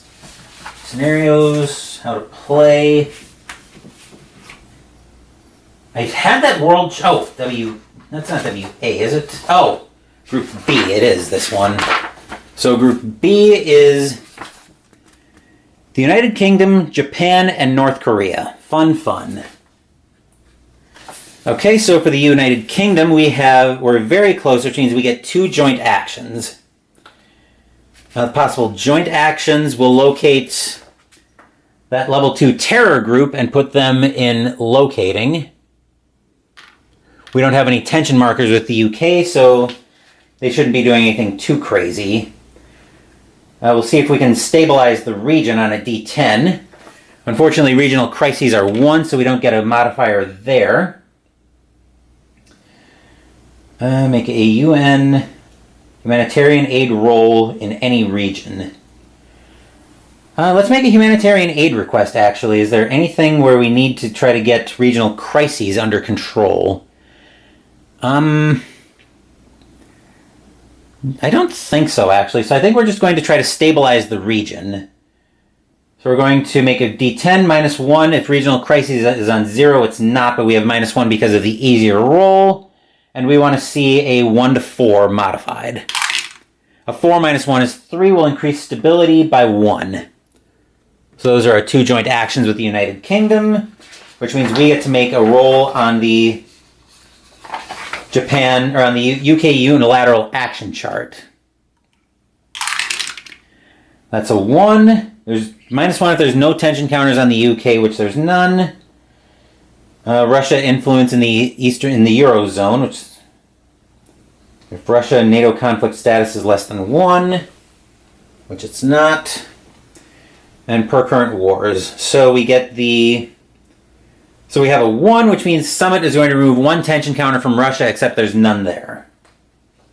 All right, next up is going to be Japan. We are very close with Japan, so we also get 2 tension. So we also get 2 joint actions with Japan. Looking at Japan right now, I think we're going to ease stress there. So I'm going to remove this tensions counter from Japan. And we're going to take a joint action there as well.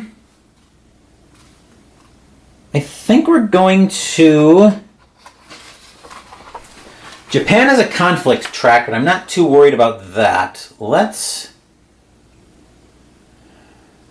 So we remove stress, and now we're going to try to stabilize the region.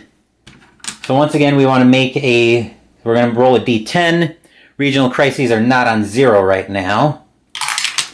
That's a 9 -1 is 8, so we don't get anything there. Then Japan's going to make a unilateral action as well. That's a 3. No tension counters are on Japan, so that's a 2. And plus 1/2 rounded down. Current conflict status value, that's misspelled, by the way. On the China-Japan conflict track. So they're to be even there. Oh wait, wrong track. China-Japan. So plus 1. So it looks like that should be a roll of so 2, 3, I think 2. Dialogue. Decrease China-Japan conflict by 1 box and remove 1 tensions counter from each country. So that decreases the Japan-China conflict by 1 box. Here we are. And we remove 1 China tensions counter. And remove 1 tensions counter from each country. So China goes away. And Japan does as well. And then North Korea. This is going to be fun. So we flip over the tensions and sanctions counters on North Korea. And there's a bunch here. So the multilateral sanctions are -2. Unilaterals -1. Tensions are +1 and +1. So we're netting -1 there. Roll a D10 and refer to North Korea's action chart, which is right here. So a 1 -1 is 0, which means, okay, so netted out to -1, which is going to be a -1 down to 0. DPRK, the Democratic People's Republic of Korea, is compliant, so we remove all sanctions counters from North Korea. So multilateral and unilateral. And then all tension counters go away and get replaced by 1 new one. take this one, and we'll put that there. And that was the rogue group. Check unstable states. Roll a d10 for each unstable state. In the Eurozone and Eastern Europe, we have 1 in the Eurozone. Okay, -1 if the... So for the Eurozone, we have a regional stability of 6, so we get a -1 modifier. That's an 8 minus 1 is 7, so it stays on the map. Then for Eastern Europe, stability there is also a 6, so also a -1 modifier. 3, actually -2 because I'm using an easier one, so that unstable state goes away. Okay, that's a thing that happens. And then that's it, so the UN acts next.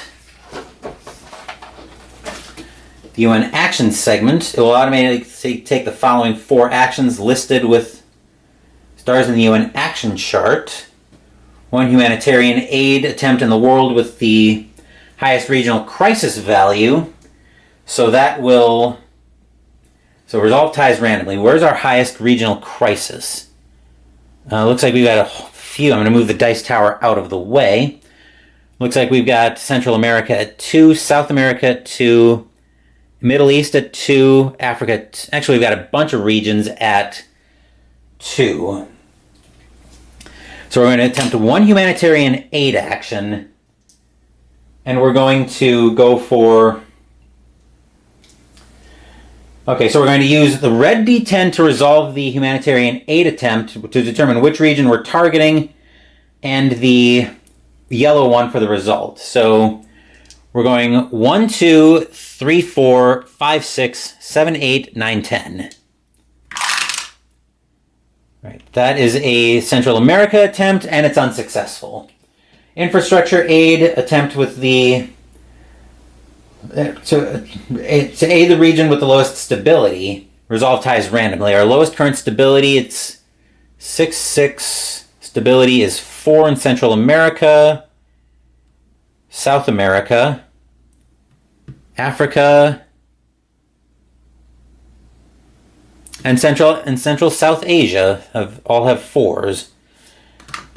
Okay, so we're going to go 1, 2, 3, 4, 5, 6, 7, 8, and 9, 10 are rerolls. Same thing, red will determine the target, yellow will determine the result. 4 was going to Central South Asia, and that's successful. So we get to increase stability by 1, bringing that up to a 5. Then a youth empowerment attempt in a region that has a level 2 or 3 terror group. After that, choose randomly. We have a level 3 terror group in Central South Asia. That's currently a mess right now. So we roll a d10. We'll just use the red one for that. On a 1 to 5, the action's successful. That's a 9, so nothing doing there. Peace talks in a civil war. Choosing a civil war or a civil war ceasefire. We have a civil war right now in Africa and a ceasefire in Eastern Europe. Okay, so we don't prioritize randomly. And then making a broker peace talks roll. Where is that? Oh, WM4. So broker peace talks. So WM4.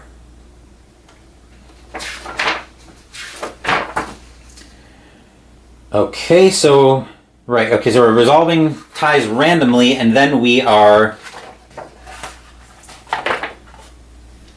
Okay, so we've got a civil war in Africa and a civil war ceasefire up in Eastern Europe.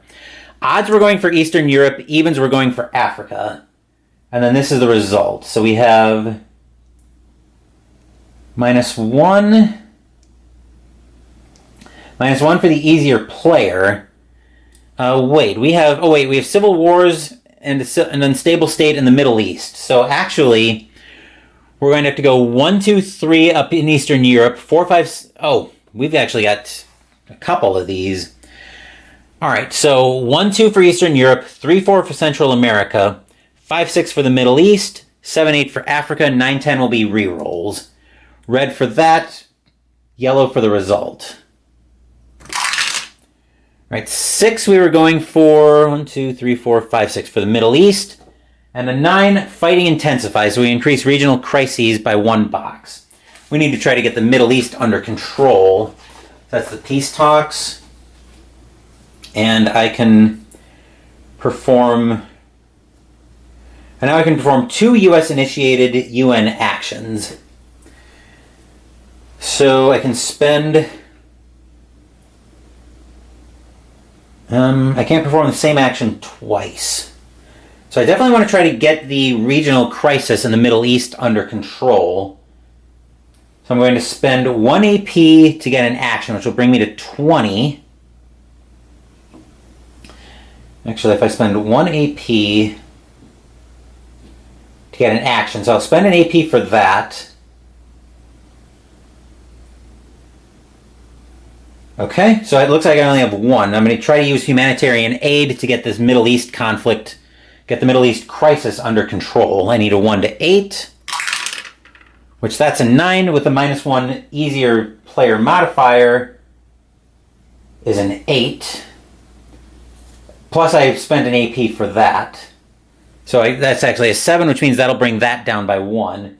I don't have a UN goodwill marker to spend. Then we're going to roll for each civil war or ceasefire in each region, see if we can resolve it. Okay, so we're going to start from the Eurozone on a ceasefire. Rolling a d10 for that. That's a 6, which no change to the Civil War.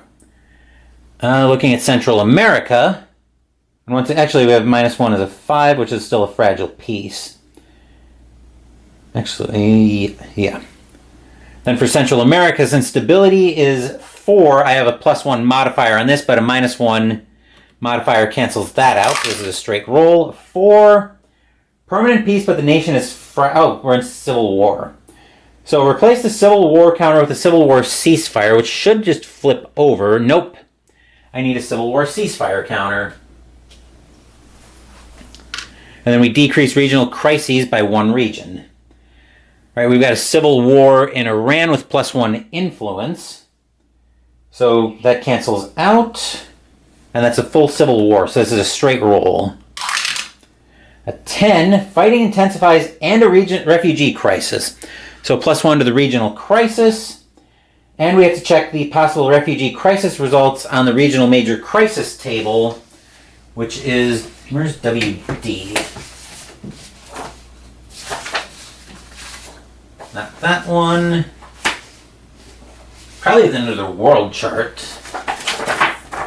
Yep, world charts. So WD, which chart am I looking for? I'm looking for 1. To see about a refugee crisis. Right. I refer to the possible refugee crisis results. Oh, here we go. If this is in the Middle East, make a stability check for... In the Middle East, we have to make a stability check on the Eurozone, which we just increased stability by 1, so this is going to be a 6 or less. That's a 9 minus 1 is an 8, so we fail, which places a +1 to Eurozone regional crises and a worsening economy. So economy worsening. Okay, where's our other civil war? Down in Africa. So that's a civil war. And we have a -1 modifier because of a new game, or a new player. 2 minus 1 is 1, which that will turn into a ceasefire. Which also, not an unstable state. I keep forgetting that doesn't flip into Civil War ceasefire. That would make life so much easier if it did. Then for that Civil War ceasefire, we decrease the regional crises by 1 and place UN regional peacekeepers there. Which means we'll need a set of peacekeepers for this one as well. Okay, and I think that is it because that's all the civil wars we've got there. Next we go into 3 domestic actions, before which I need to take a small break. Alright, so we get 3 domestic actions. which means I can't do anything about that regional crisis in the Middle East. So I get domestic actions.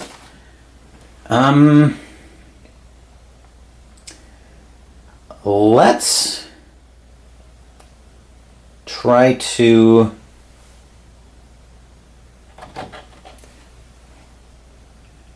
decrease the domestic crisis track by 1. Let me see if I can keep actually, that's pretty low, so I'm not too worried about the domestic crisis right now.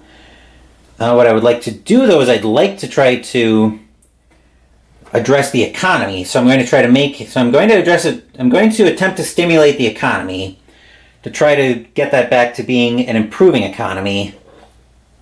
So I'll make a state of the economy check. I need to be a 7 or less.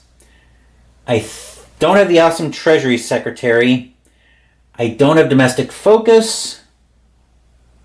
My public approval rating is 54%. My vice president or chief of staff is 1 for domestic rating, so -1, and a plus DRM for on the LDI track, which one is the LDI track? Lingering domestic issues. That is a +1, which is going to net -1 once I factor in the new player modifier. So I want to be a 7 or less. Which that's a 5, so we get the improving economy back again. Then I want to track a terror target. I want to track that level 1 terror group in the U.S. So we'll make a Homeland Security check, which... this is bad. I wonder if I can improve that Homeland Security somehow. Probably from... well, we might as well. So we're tracking this. A 2, which means that gets to move to locating. And we'll track the other one. That one also moves to gathering. So those are my 3 domestic actions. Now we have to draw 1 chit. So we need our crisis cup again.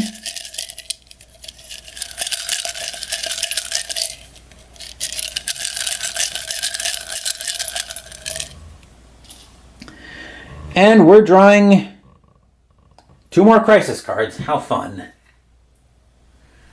Right, so our first crisis card. Middle East terror group branches out. Uh-oh. Roll a d10 for a random region and place 1 group place 1 new level 1 terror group in that region. If your result is the Middle East, place it in Africa instead. Fantastic. A 1 means we place it in the Eurozone. So another level 1 terror group in the Eurozone. That's not great. So we're getting our level 1 terror group up in the Eurozone. And that's it for that card. Our second crisis card. Multiple mass shootings renew public demand for gun legislation. Coming from the crisis deck, +1 domestic crisis, -2 public approval. So we're advancing that by 1 and 2 public approval. Great.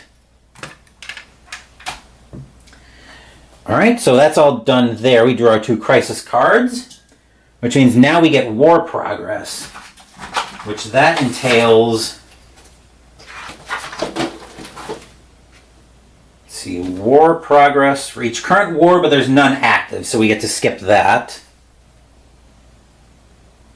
Right, so we get to skip that, which means we can take any 4 diplomatic and or military actions. So I want diplomatic and military. And or military. Let's gather intel on 2 terror groups. So I'm going to work on that terror level 3 group in Central South Asia. That's going to take okay. I've got an intel advisor counter there, but no focused intel. So this is a net -2 roll. 10 minus 2 is 8, so nothing happens there. And I'm going to target the level... I'm going to target the level 2 group, one of the level 2 groups in the Middle East. We'll target this one. Net -2. 7 minus 2 is 5, which means we don't get to put that one there either. 2. We're going to try to remove that Russia influence from East. Actually, we're going to try to remove a Russia influence from... Actually, we can't target the Eurozone because the regional alignment isn't high enough.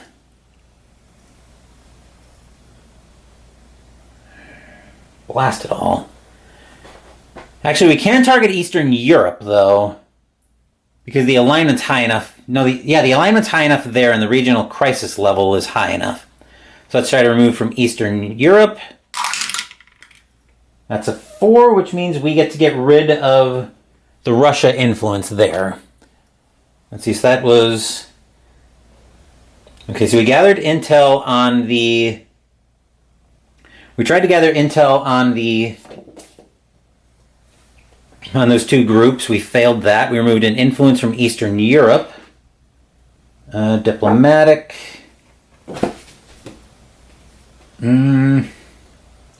Do I want to remove tensions?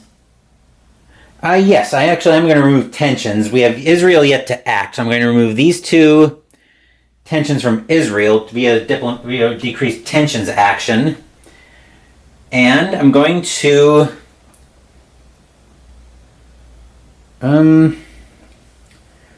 let's try to bring a civil war to an end. I'm going to go for...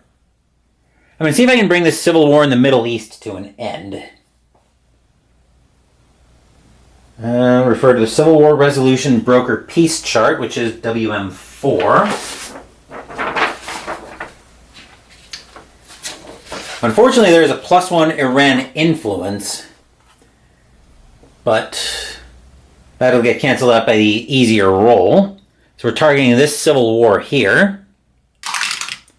10 minus 1 is 9. Fighting, oh boy, fighting intensifies. I probably shouldn't have done that, which means we're increasing crisis by 1, going to a major crisis. So we're rolling on the... So we're rolling on the regional major crisis chart for the Middle East. I probably just made that a lot worse. Dice roll modifiers, regional stability right now is a 5, so we don't get that. We're not worried there. We've got a -1 for Israel, +1 per ceasefire there. Okay, so we're having this is a net -1 because we've got Israel there. We've got a civil war there, and I'm using the -1 easier level for new players. So this is a net -1, which is a 4. -1 is 3. Merge 2 level 2 terror groups into 1 level 2. So we've got, if none, at a level 2 terror group. So we actually only have 1 level 1 terror group. So I think we just add a new level 2. That's how I'm going to do that, since I can't merge the 2. So the Middle East is turning into an ungodly mess. Then it moves back to 2 on whatever crisis we had. So we just made that worse. And I think that was all 4 actions. Yeah. So U.S. State of the Economy impact. Form the number of economic assistance acts allowed by the current state of the economy. So we have... So we can take 2 economic assistance acts, which means now we can improve an ally relationship by 1 level. And I think we're going to go... I think here I want to go to very close with NATO. I'm going to try to keep that from causing problems. Where are my... Here they are. I want to go very close with NATO.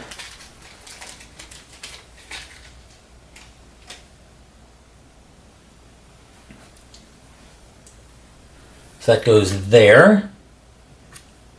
This board is so small. And I'm going to place a trending pro-US in Central America. Then I can update the game state here. I get +3 presidential approval. 1, 2, 3.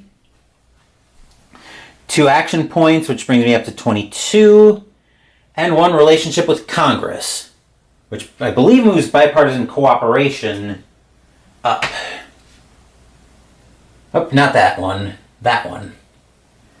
Okay, so now we move up there, and I believe that means the other one would act. So we go back to the start of the activation sequence. Activation, so this is step 3 now.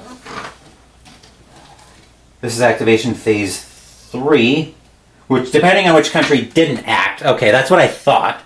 So now I want to find where China, here we go. China's acting now. So let me find, there's a book for Russia and here's one for China.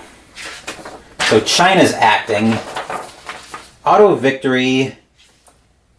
Check the total number of China influence counters on the map. So we have 1, 2, 3, 4, 5. So China doesn't win with 15 influence. Okay. So begin by possibly changing China's posture in relationship with the U.S. So we're determining if so we're flipping over the accumulated tensions, which there are none. Currently at posture 2, and the sum of the flipped tensions is 0 to 1, but there was nothing flipped. So we decrease posture to posture 1. Okay, and then trending pro-US on the... So if the sum of the counters is 0 to 1, but there were none, we place a trending pro-US on China's relations counter. And for every increment of 5, immediately before we perform any actions, remove and redraw half, but there were none to remove. Improve strategic capabilities. China will be doing the same thing. So I think for that, we're going to move over to the strategic capabilities board. Say that 5 times fast. We'll bring the dice tower. We'll put that right here. So they're making 2 attempts to improve strategic capabilities since they're at posture 1 and trending pro-US. Okay, so we're making a D10 and subtracting 1 if there are any sanctions, but there are not. Attempts, areas in which China trails the US by 2 or more. They trail in strategic recon, and that's it. So they're going to try to improve there. All right, they are... Okay, so they're rolling. They want a 1 to 4 at posture 1. That's a 3, so they increase strategic recon and intel gathering. And then since they have attempt to improve once, there are more than... Okay, roll a d10 for each action and reference the random number ranges on... Okay, so now we're going to just use the red to determine which one they're rolling on and the yellow for the result. So a 10 means they're attempting to improve strategic recon and intel gathering. 9 means they fail at that. Okay, then they're conducting espionage for each attempt. They're making a roll. Looks like they're rolling for the target and the result, I think. So for each attempt, apply DRMs and roll a D10. All right, so looks like they roll for whatever they're attempting. With modifiers, I don't think their cyber warfare is the same. -2 if ally relationship is currently not estranged. If any U.S. ally relationship is currently estranged, but none of them are. And we actually just went to very close with NATO, I believe. -1 if the U.S. ally relationship with any ally except India or the Gulf states is not very close. And we're not very close with Canada, so they get a -1 there. +1 or +2, we're all equal. If there's a +2 DRM to next espionage, there's not. +2 if there's a China +2 DRM, but there's not. So that will net out to a... actually that'll be a -1 for the roll. That's an 8 -1 is 7, so they steal Military secrets or war plans. If possible, increase the strength of a U.S. opponent by 2, or U.S. allies opponent, but there's none. Increase the China-Japan's relative strength by 1 box in China's favor. So this one will move up there. And I think that is... Oh, they try to improve the economy. So we're rolling a D10. They've already got an economy improving in a counter there. Okay, so we're rolling a D10. 5 means there's already improving economy on China, so nothing happens there. Calculate the number of actions. They get a current action on based on the SOE track plus 1, so they have 5 plus 1 is 6 actions. Modify that base number for plus 1 or minus 1, which we didn't. If you rolled 9 on your earlier attempt, which we didn't attempt. So dependent actions. 5 possible actions to do if met. And those count, yeah, it looks like those count against the actions that China can take.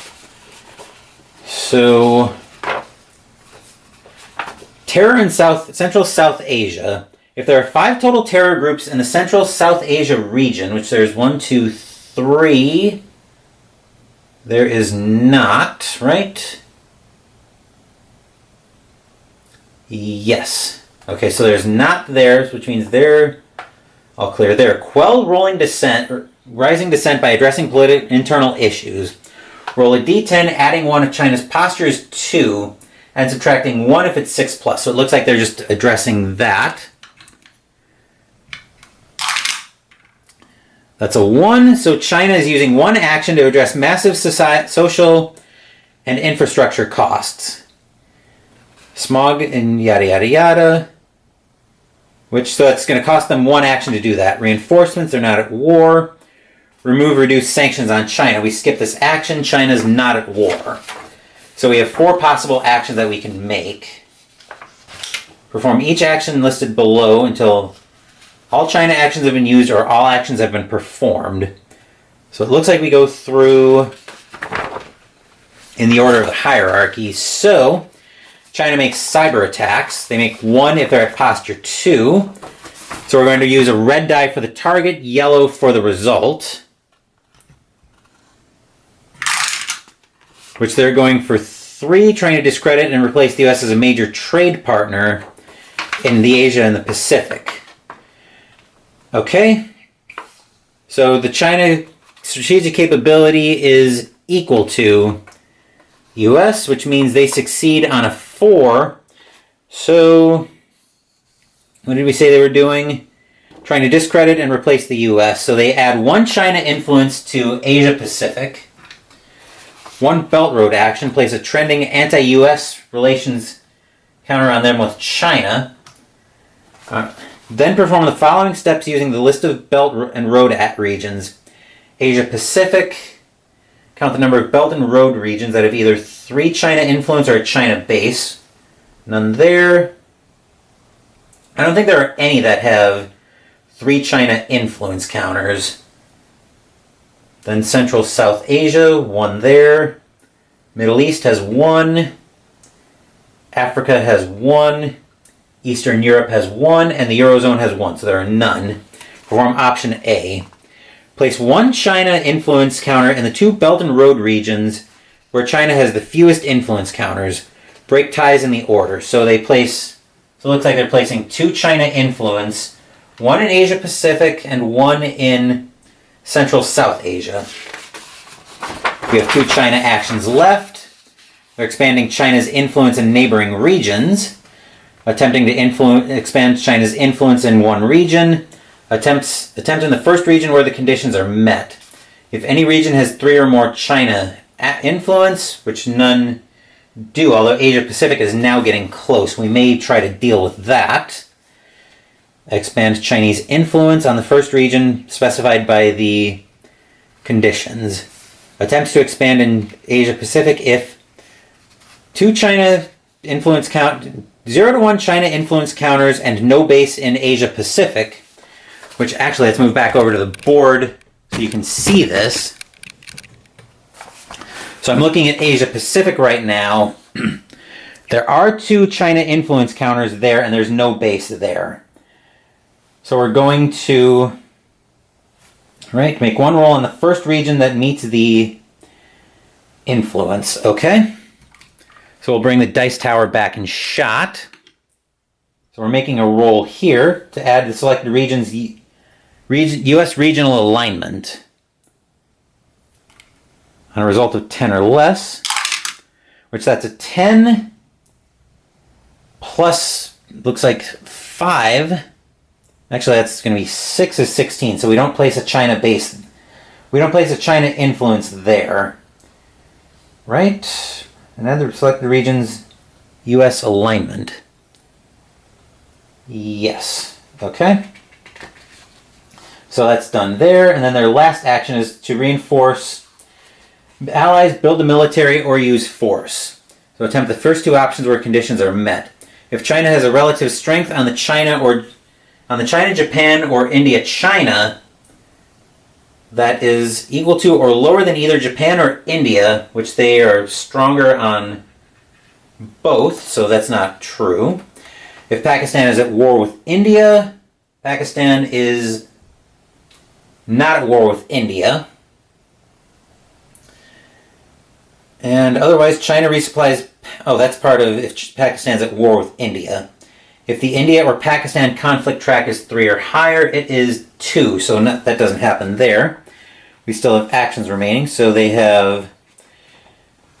Okay, so they're trying to secure the sea lanes, which there are 2 China influence counters in Asia Pacific, which means they roll a d10 and add one of China's postures. 2, it is not. It is 1.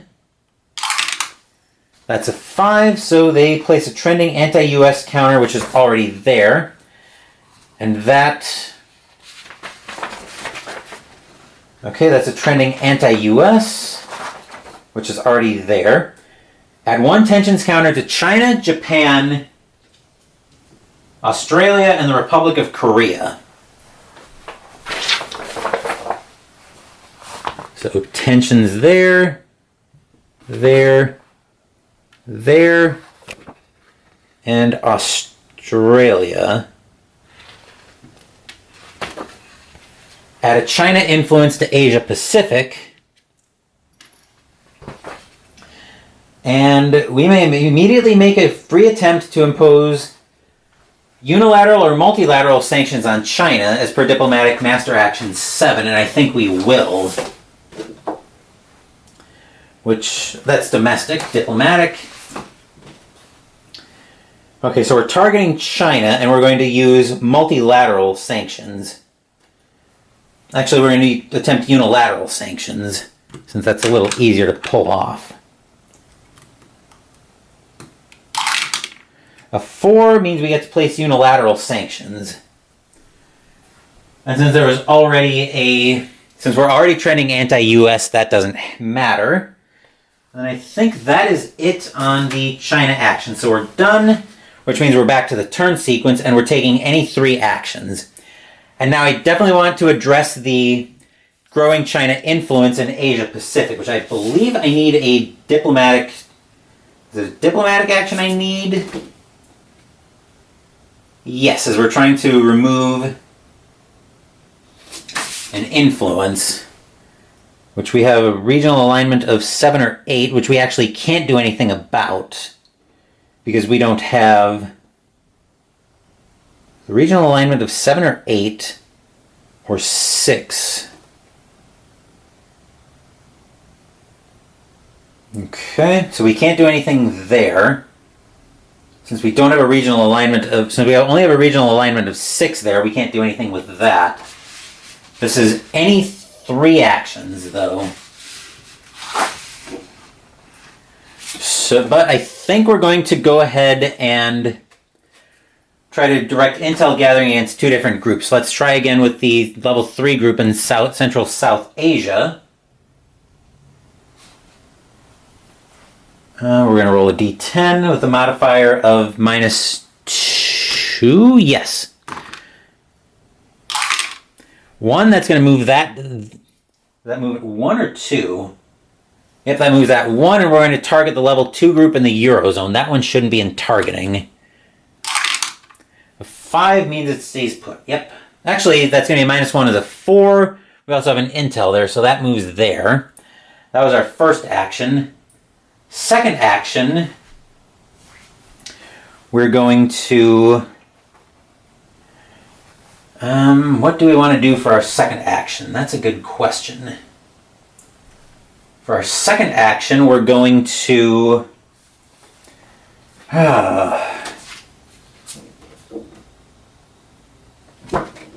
Unfortunately, could we take a summit with... Could we try a summit with China?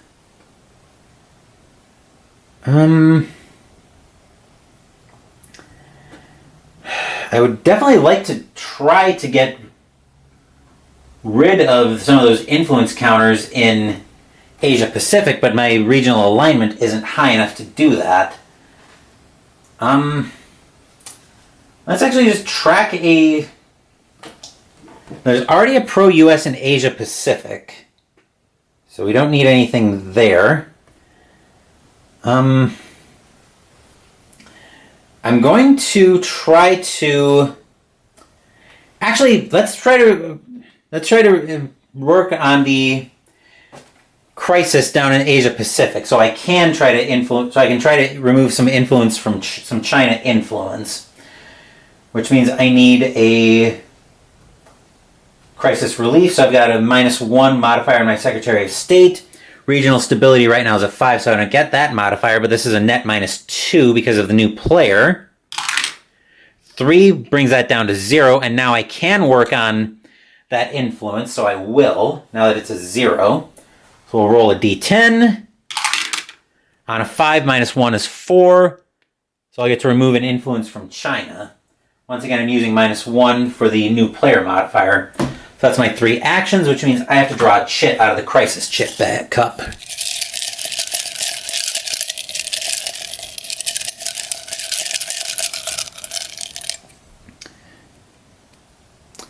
A cascading event. Oh joy. Now we gotta remember which one is the cascading events. That's a terrorism event. Cascading event. Here we are. Which I believe means you draw one from the cascading event deck, if I'm not mistaken.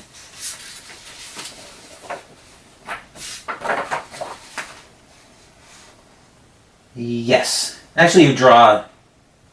Shuffle all cards in the 3 deck, then randomly draw 1, and apply the results listed in the from the 3 deck. Okay, if there are no 3 cards in the deck when you draw this crisis chit, treat it as if you had drawn 2 recurring events. Okay. That seems... Hold on. It just said, I think it just said set it aside when we were setting up the when I was setting up the scenario last night. Let me look here. Randomly place 3 face down on the year stack.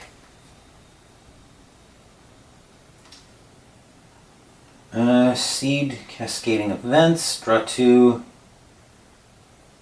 Place it into the 2 space on the playmat. Once it's done, place event without playing its effects.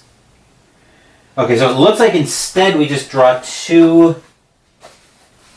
Looks like instead we just draw 2 recurring events. Which I was working on here. Actually, that's a cascading... Wait.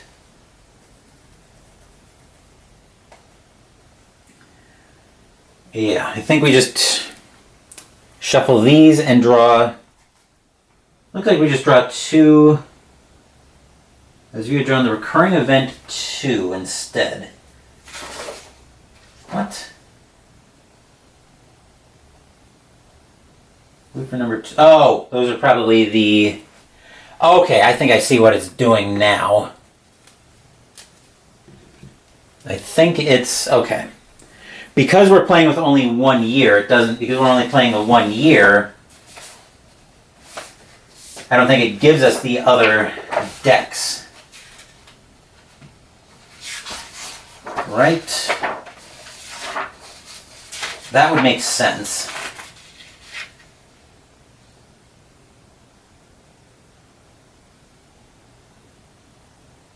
Okay, so it looks like we just draw... So it looks like we just draw two recurring... It looks like we just draw... If you had drawn the recurring event 2, Crisis Chit instead, so we probably just draw...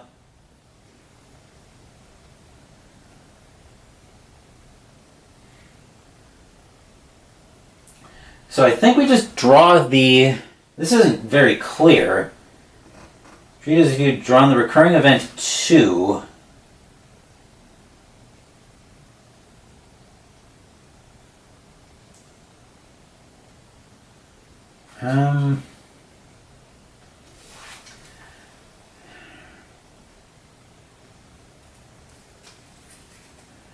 I think we just draw...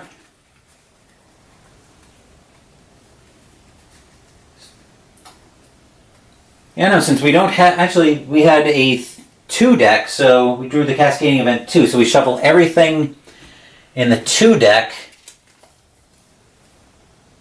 which these 3 were. Actually, there should have been 3 cards there. Right. And then it looks like we draw one of these, because these were in the 2 deck as part of setup. Okay. Alright, so we draw one of these, and then it goes off again, it looks like. So we'll draw that one, and we'll find, coming from the Crisis deck, or from the 2 deck this time, if you have already passed the Individual Freedoms and Equality Greater Society bill, ignore the rest of this card, then it looks like move it to the discard, I think. Otherwise, perform the appropriate action. If it's coming out of the 2, move the bipartisan counter left 1 box. Okay. -2 public approval, so I'm down to 52. -1 legacy point, but I'm already at 0, so that doesn't do anything there. And that goes to the 3 deck. Okay, so now we have something in the 3 deck. It looks like that's how they get into the 3 deck. Now that makes a little bit more sense, and I need to take a small break and change my battery again. That chit had a plus on it, so we do have to draw again.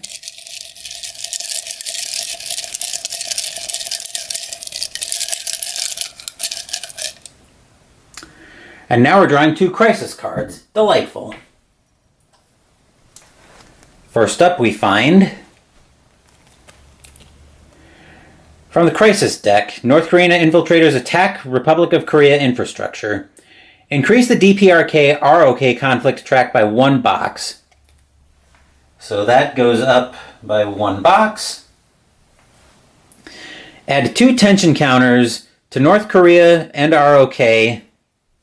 So 2 to North Korea and 1 to South Korea. That's going to be very bad. I'm going to need to... When South Korea acts, I'm going to need to bring tensions down quick, because I don't want that to break out in war. And 1 tension to Japan and China. So tension to China and 1 to Japan. If you wish, you may spend 2 APs to move a single Marine unit from U.S. military assets to ROK and move any 1 carrier from the Indian Ocean or Continental U.S. Forces box to the Asia Pacific. Things are pretty quiet right now, so I think I will not do that. Right, that goes to the Cascading Event. That goes to the 2 deck now. And next up we find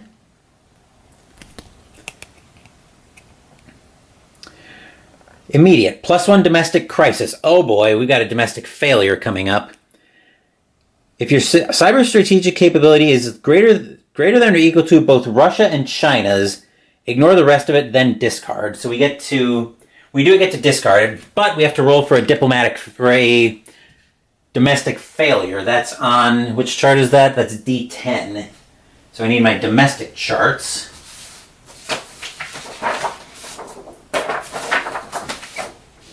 There we go, D10 for domestic failure. Okay, so we increase lingering domestic issues by 1, and then we roll.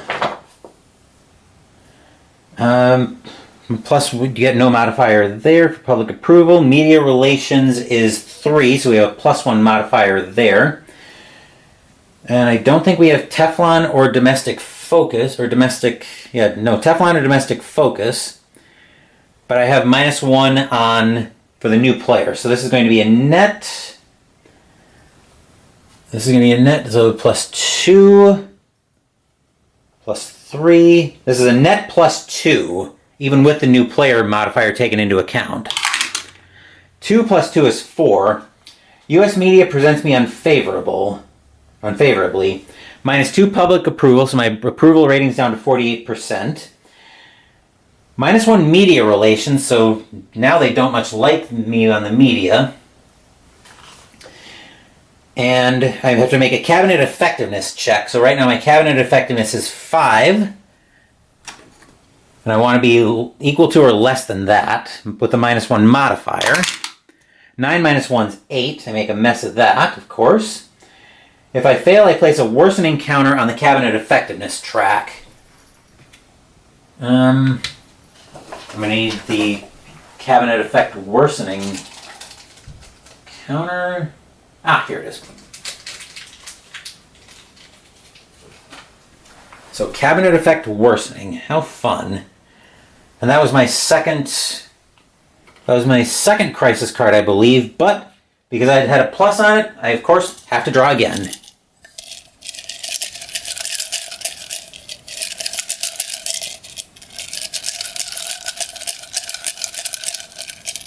And domestic crisis goes back to 1 on the domestic crises chart. And our last chit, is to draw yet another crisis card. So our next crisis card here. Hezbollah fires rockets into northern Israel. Oh, delightful. +1 regional crisis in the Middle East. Place 2 tension counters on Israel. Thankfully I didn't get a look at those because they flipped up away from me. Roll a d10 for the Israeli response. That's a 9, so Israel launches war into southern Lebanon. Set up a new Israel-Hezbollah war on the war track, or add 2 Israeli strength to war if Israel is already at war with Hezbollah. Add 2 tensions to Israel, 1 to Iran, and decrease Middle East stability by 1 box. Okay, so that's done there. 2 tensions to Israel. 2 more tensions to Israel. And 1 more to Iran. Now we need to move over to the war track, which is not a place I wanted to focus in particular, or visit in particular this game. But we knew something had to happen. So now we need to move over to the war track. Alright, so Israel's our attacker in War 1. Hezbollah's our defender in War 2. It's a country at war. Okay, we did that. In the rare instance that an ally state... Okay, place a number.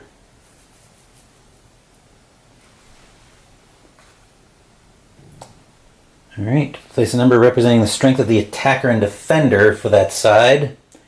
So Hezbollah's strength is 3 plus 2 Iran influence counters for 5.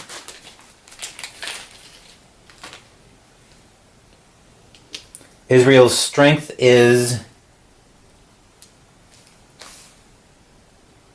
an 8, right?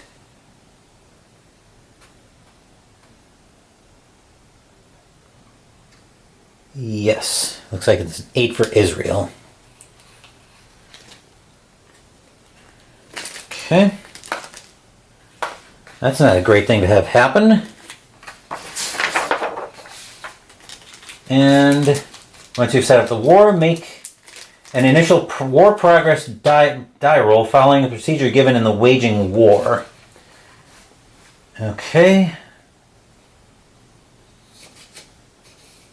Waging war procedure following. Alright, so we total the US strength. Hold on, WM 5.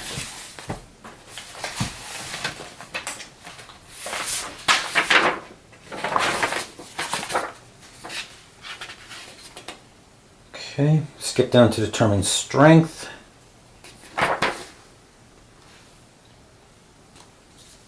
Alright, determine odds. So it looks like we're at 8-5 in favor of Israel for the odds. DRMs, I don't think we have any DRMs here. Make it find the result on war combat table.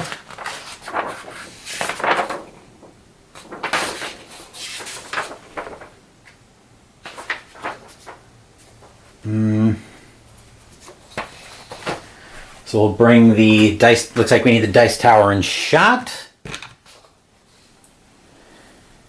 Okay. And then where, hold on. Looks like we needed one more thing here. Oh, conflict status. So apparently, Israel neighbors, okay? So status is there. Relative strength is +2 in favor of Israel. So I believe we go here. Is that right?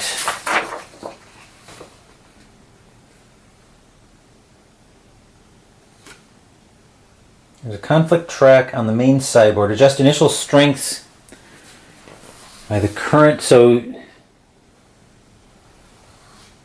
actually, yeah, it looks like we adjusted with, so looks like we got to roll for the type of war. A 7 is an air and a ground war.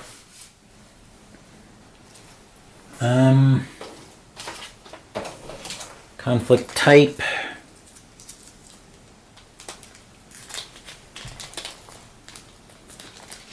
Is a combined air and ground war. And we make a roll for the initial progress, I believe.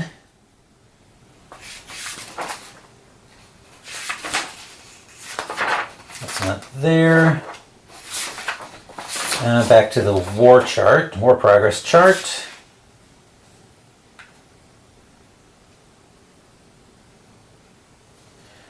Place a conflict type. Conflict status on stalemate, country at war.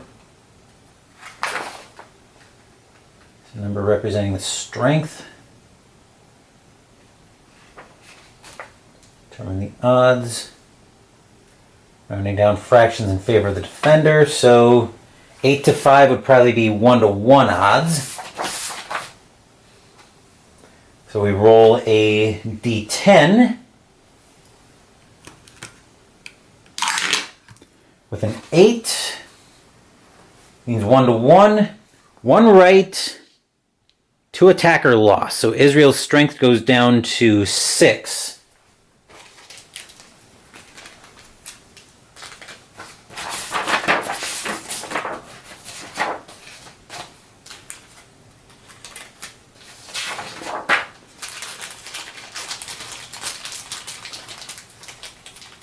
Once I can find the right numbered chit.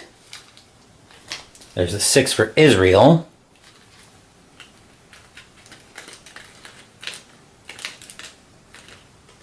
And then +1 to regional crises, and we're gonna have another crisis in the Middle East. That's not good. All right, so we have another regional crisis, which I believe, here we go. Regional major crisis, so we're right back here. Regional stability right now is a 4. So that's going to be a +1 modifier. We're very close with Israel, so that's going to cancel that out. We've got a civil war. So this is a +3. This is actually going to be a net +2 on the regional crisis. 5 + 2 is 7. Terror network deploys, deploying a random terror network. A 4 is going to deploy a level 1 terror group to Eastern Europe. And increase regional crises in Europe by 1 box. Okay, then that resets to 2 for the region.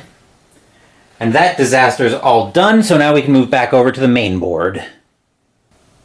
FYI, you may hear the door buzz in any minute now. I've got maintenance on the way to deal with something. I'll try to cut it out, but I can make no promises there. On the turn sequence, we're up to one U.S. and ally rogue group acting. Israel just went to war, so taking actions. So Israel acting now would be bad. Come on, there we go. And where did that one fall? There it is. So we have Group C acting now, which means presumably we've got Group A left. So Group C, I'm going to put that there. Group C on not that set of charts. Ally and Rogue States, here we go. So Group C is acting, that is... Group C is Australia, Israel, India, and Rogue States. Okay, this could be bad. All right, so we activate Australia. We are close with Australia, so we get 1 joint action. Let's...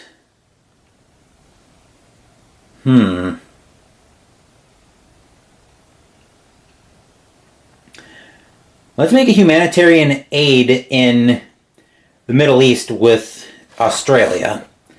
So we've got the dice tower and shot. We definitely need to get those crises under control. So we're going to roll a d10 on that. That's a 7. So we get to... Actually, we have to... Oh, right. Oh, no, we don't flip those over yet. We're finished with joint actions. Okay, so we do get to decrease regional crises in the Middle East by 1. Then... I want to... do we have stress? Yes, we do. So I'm going to remove those tension counters from Australia. Just to take those away. That will be top of my list to do with... That'll be probably top of my list to do when we get over to Israel next. Alright, so we remove the tension counters, which means those are done. So we're making a unilateral action roll for Australia. We've got no tension counters on Australia. We have no tension counters on... We have 2 counters on China, so no modifier there. And a minus... Actually, I don't think we have a -1 there. A 4 minus 1 is 3, so we stabilize, which is -1 to regional crises, but that's already at 0. Then we flipped over the tension counters, so we're all done there. Going to Israel, we're very close, so we get... Oh wait, we only had 1 action with Australia, so we still had those 2 stress counts. So we had those 2 tension counters still, which are going to be +2, so that's actually going to turn into a 6. And we remove... Okay, this I don't mind. Increase non-China regional trade. Remove 1 China influence counter from Asia Pacific. That's actually very welcome there. Israel, however, is very close, so we will get 2 actions from them. We're definitely taking away tension counters. We're taking 2 of those away. And I think here... What do I want to do here? I've got another joint action. Do I want to try to remove the tension counters from Israel, or do I want to try to de-escalate their war? I feel like I'm going to try to de-escalate. So they have a conflict track, and they're actually at... So they're at war with their neighbors right now. That needs to go back in the chit cup, which is right here. All right, so they have a conflict track and they're at war with Hezbollah. So I'm going to try to de-escalate that if I can. So yeah, we're going to try to de-escalate that. Actually, no, we're not going to try to de-escalate that. I'm just going to remove stress so Israel doesn't do something stupid. Okay, so now Israel is taking is going to take a unilateral action.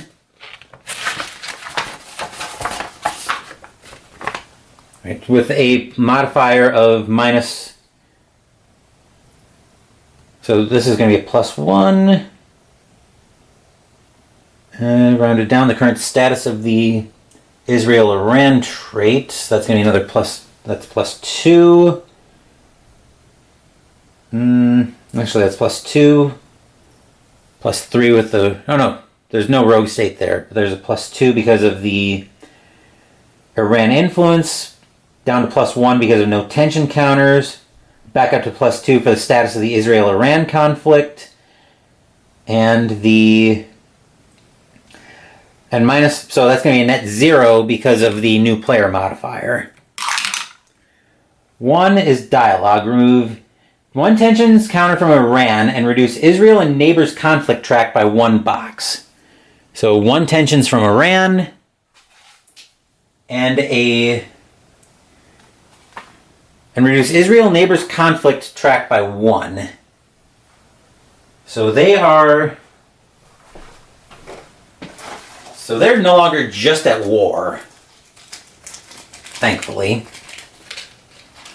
Not exactly how I wanted to put that in, how I wanted that to happen, but we got to take what we can get, right? Okay, so now we've got that figured out. Now India's acting. India, we are close with India, so we only get 1 joint action. I think once again it will be to. I think we'll try again with the humanitarian request to try to de-escalate the conflict in India. We'll do that. We'll try to de-escalate the crisis in the Middle East. A 5 means we'll get to de-escalate the crisis there. Well, yes, we will. All right, we're requesting humanitarian aid. That's what we're doing. Then for India's tension, before, since we're done with joint actions, no effect. So this is just a straight roll for India. For India's unilateral action. That's a 2. Talks with Pakistan. Decrease India-Pakistan result by 1. If the result is orange, so India-Pakistan gets decreased by 1.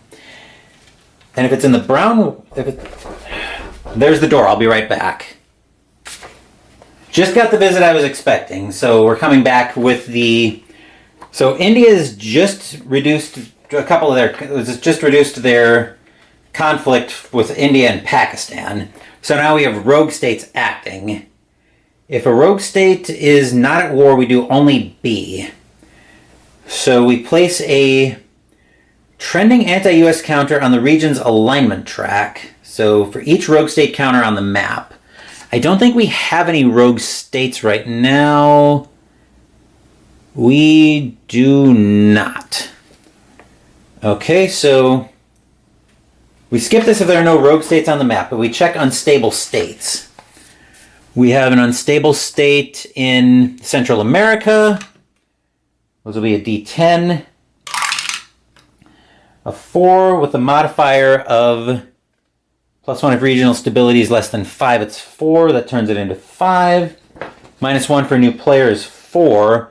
So the unstable state stays there. 1 with Iran with a +1 influence. And regional stability is at 4. Which is going to net down to a +1. 4 + 1 is 5. It stays. Unstable state in Central Southeast Asia.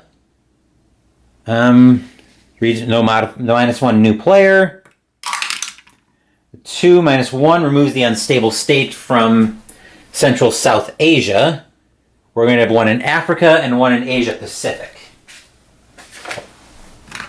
So one in Africa, which is a net -1. No, net 0.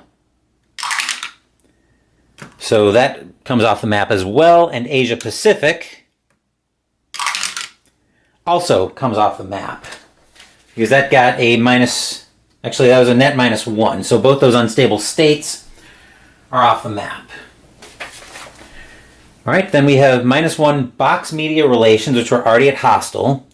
2 domestic actions, and we would get a legislative segment, but we don't get a legislative segment this game.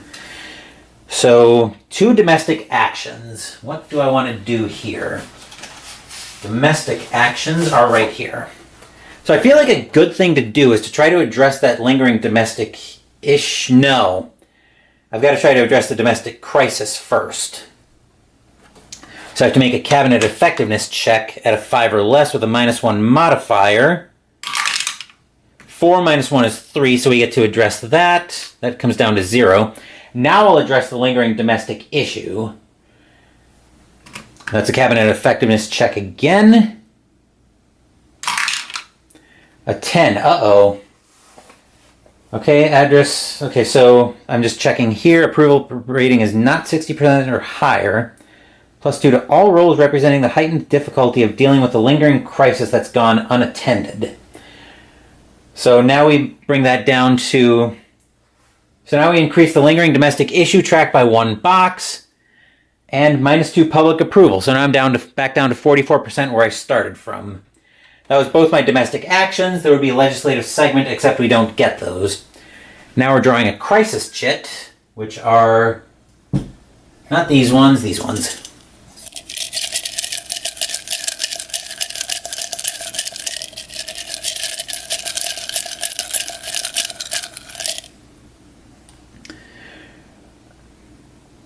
Drawing a crisis card. How fun. Alright, so our next crisis card.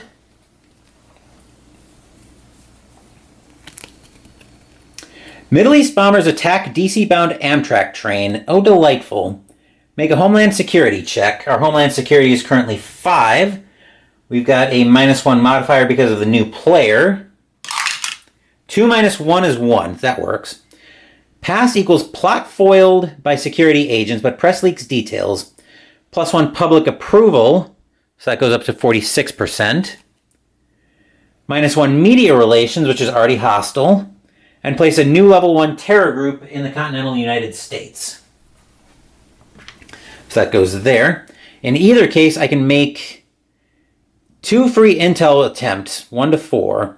A 1 to 4 means success against any level 1, 2, or 3 terror group in the Middle East or the US. If that attempt moves the group into the target fixed box, you may make an immediate raid.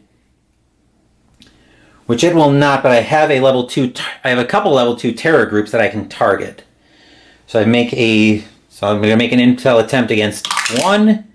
That'll fail, and then a second one against the same one will fail as well, miserably. That goes to the discard pile, which I believe is... No, that's not there. Oh, I think I see how these work. So that should be... Okay, so we've got that all figured out, and actually we only draw 1 chit because it's not on a plus segment. So that goes back there. Then we have focused national intelligence. I got to refresh my memory on what that entails. Okay, which we do have superstars on that. So roll on the Focus National Intel Collection chart for each region that has a chart. So Eastern Europe with a -1 modifier for new player. 1, move a level 2, level 3, 2, or 1 target group in that order to the targeting box, which we already have there. Pre-war intel, which we don't get there. Then for Asia and Pacific, A 3 minus 1 is 2. Means we get to move a level 2 terror group to the targeting box. And if there are any remaining groups that are not in one of the intel groups, we can move them into the gathering box. So we can actually move a level 1 from here and move a level 1 to gathering there. And I think those are our focused intelligence markers. And then we get 1 action for the president and each cabinet member.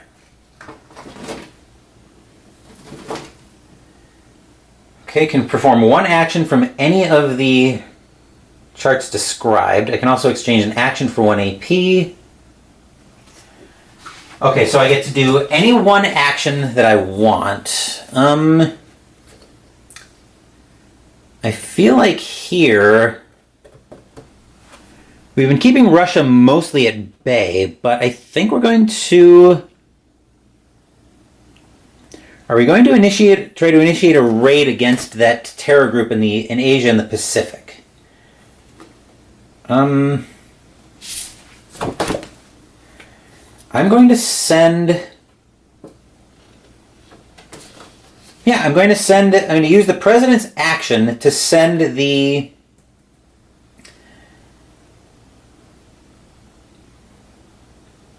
To try to... Actually, it's a military action, I think. Military master. Here we are. Perform a raid. Yes, we are going to send the... We are going to use the president to try to perform a raid or strike on a terror group. So we're going to perform a Special Operations Forces raid on the level 2 terror group that's in Asia and the Pacific. So we're going to roll on Special Operations Forces raid table, WM2. WM2 Phoenix. Here we are. Okay, so we're going for a Special Operations Forces raid. We've got a -1 since we have a Special Ops and an Intel there. There is a Focused National Intel, so we've got a -2. If there's a combination of... There's only 1 China influence there, so we got a -4 modifier for when we add in the easy player. 5 is a 1. Major success, survivors scatter. Decrease terror group by 2 levels. +1 to public approval.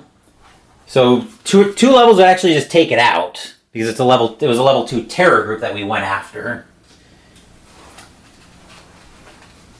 Okay. +1 public approval, which is 48%. Use captured intel to make an immediate intel attempt against one other terror group in the region. We'll use the intel on the level 1 terror group that we're currently after with a... Intel, I believe, is a... Right, so we've got it. So this is a -2. Roll 8 -2 is 6, so we fail on that roll. That's unfortunate. That was the president's action. Now the vice president can take 2 actions, which means he can take from the... Looks like he can take from diplomacy or domestic. So for him, he's going to take a diplomatic action to try to remove China or Russia influence from Asia and the Pacific, since it's got an alignment of 6 and regional crises are 0. 1 to 6 is what we need. That's a 10, so we fail that miserably. He does have 2 actions, though, so I think we will...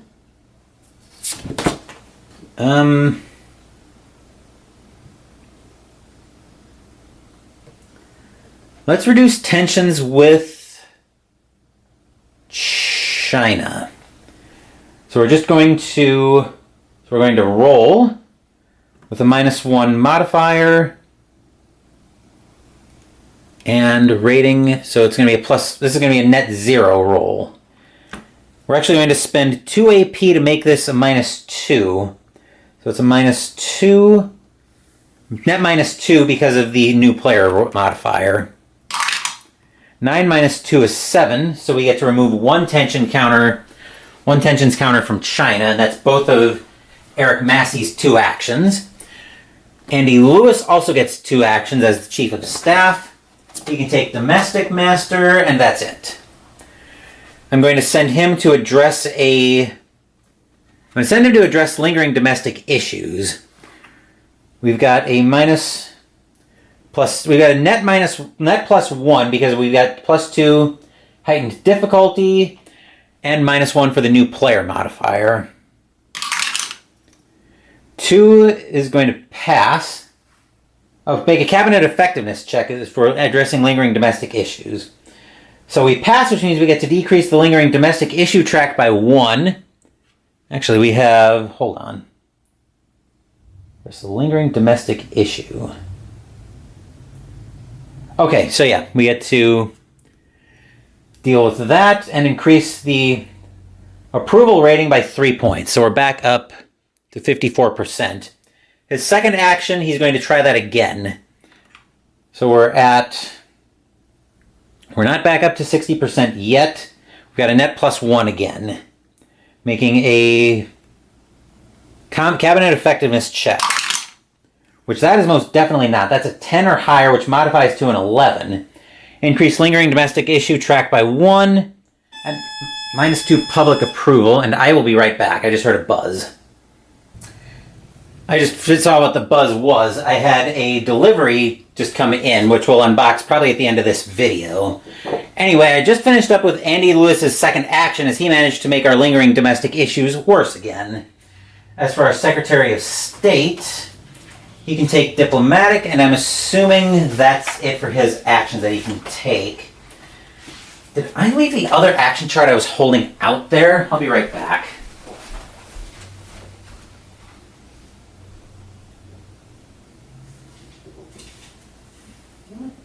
Oh, yes,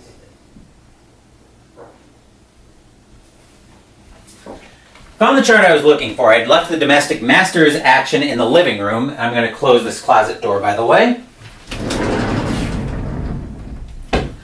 I left it out there, and it turns out that he can only take diplomatic actions, and he's only got one action, which I will use to...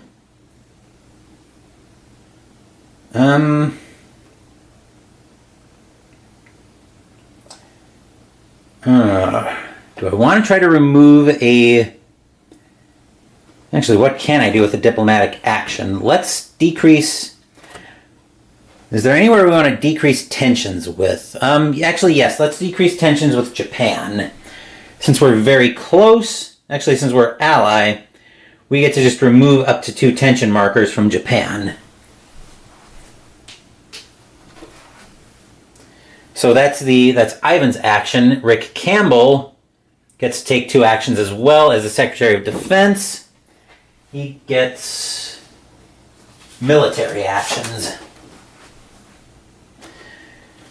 Let's see, what do I want to do with him on military actions? Let's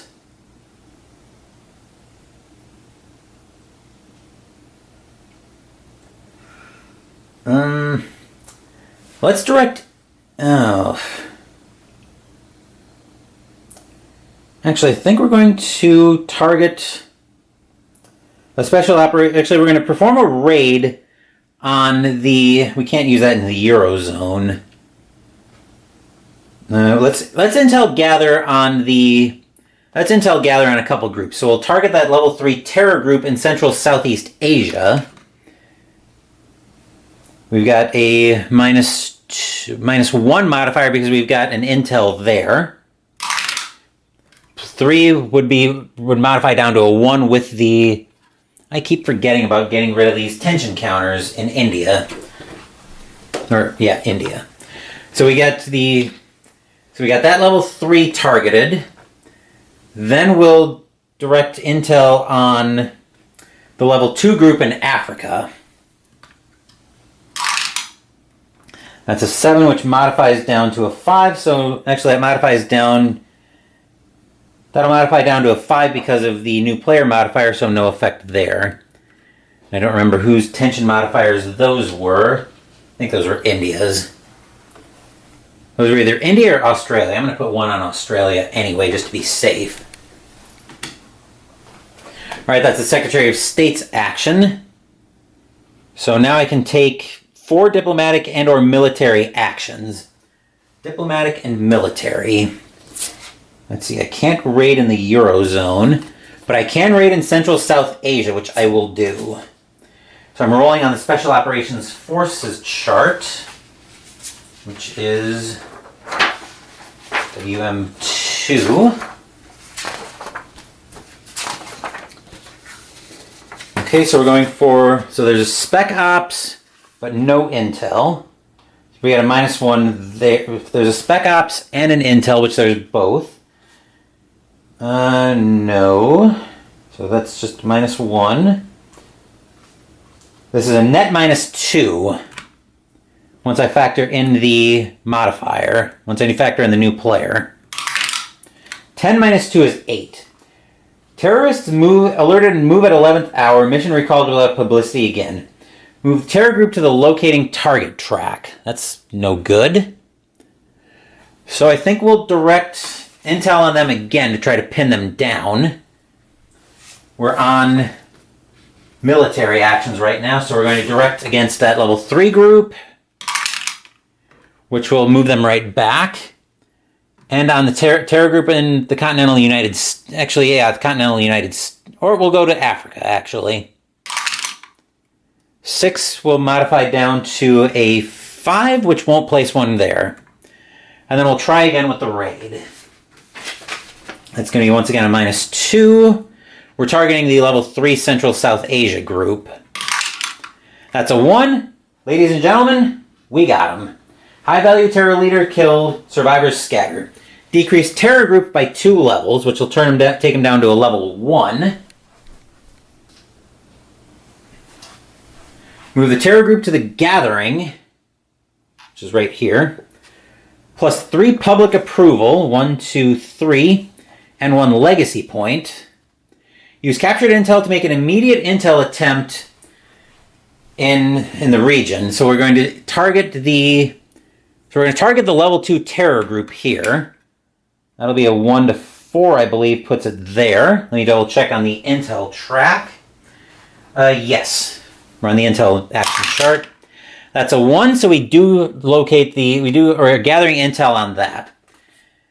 Then we have a choice. We can either reduce regional crises by 1 or gain 1 AP. I'm going to reduce regional crises by 1. So we have 1 action left. And I think that last action will be... that last action will be to continue gathering intel on those terror groups. So I'll start with the one in this level 2 in Central South Asia. 9 will modify down to a 7, which we won't get. And Africa will finally get a hold of that level 2 terror group that's been dogging us. Then we're into activation phase 4, which will require us to draw a crisis chit.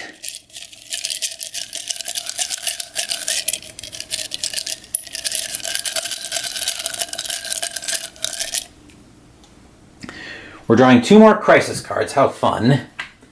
So our first crisis card.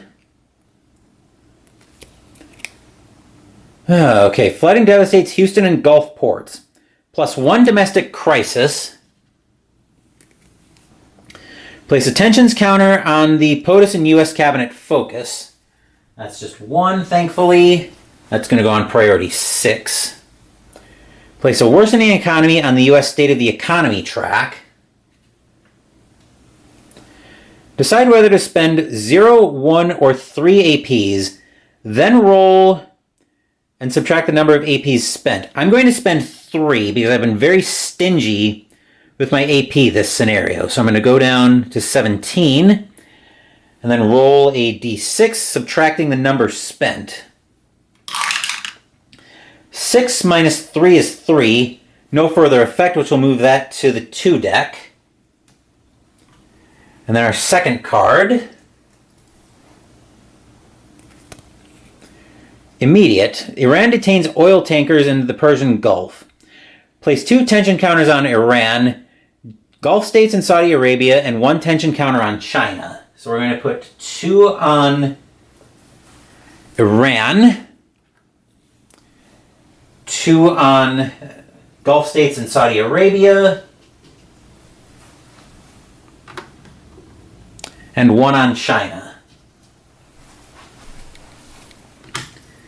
Then we can choose to either make a multilateral sanctions against Iran or launch a special operation to free the tankers. I think we're going to make a multilateral... launch a special operation to free the tankers. We'd have to increase the U.S.-Iran conflict track by 1 and roll a D10. -1 DRM if there's a special forces and a military and an intel advisor in the Middle East. -1 if relations with the Gulf states and Saudi Arabia are very close.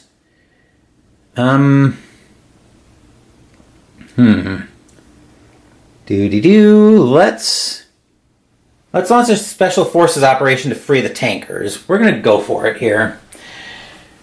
All right, so we're making a D10 roll. We're increasing U.S.-Iran conflict by 1.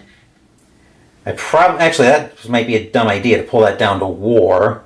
Let's make a multilateral sanctions roll against Iran instead. Let's see, multilateral sanctions.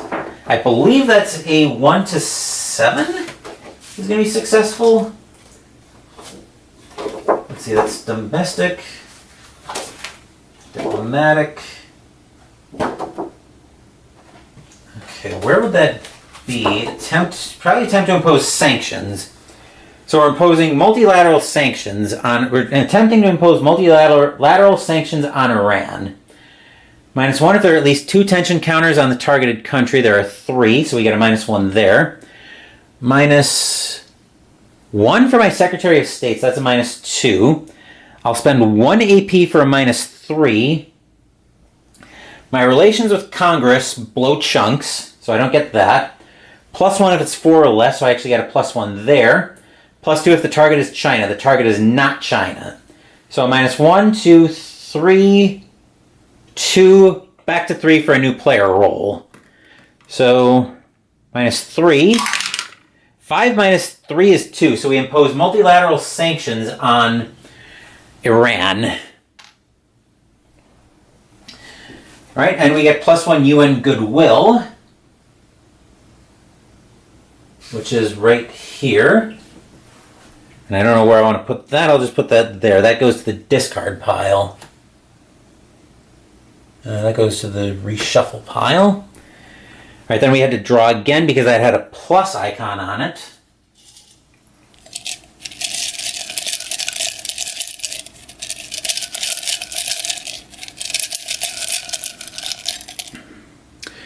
Two more crisis cards, and we're drawing again from the crisis deck. Next up, misunderstandings and neglect hurt ally relations. Roll a d10 to determine which ally is affected. We're placing 1 tensions counter on the ally, and placing 1 tensions counter on my POTUS cabinet focus. I'm probably going to spend the 2 AP. I can decide to either spend 2 AP to keep the relations from eroding further, or decrease the relationship with that ally by 1 level. So we're rolling a d10.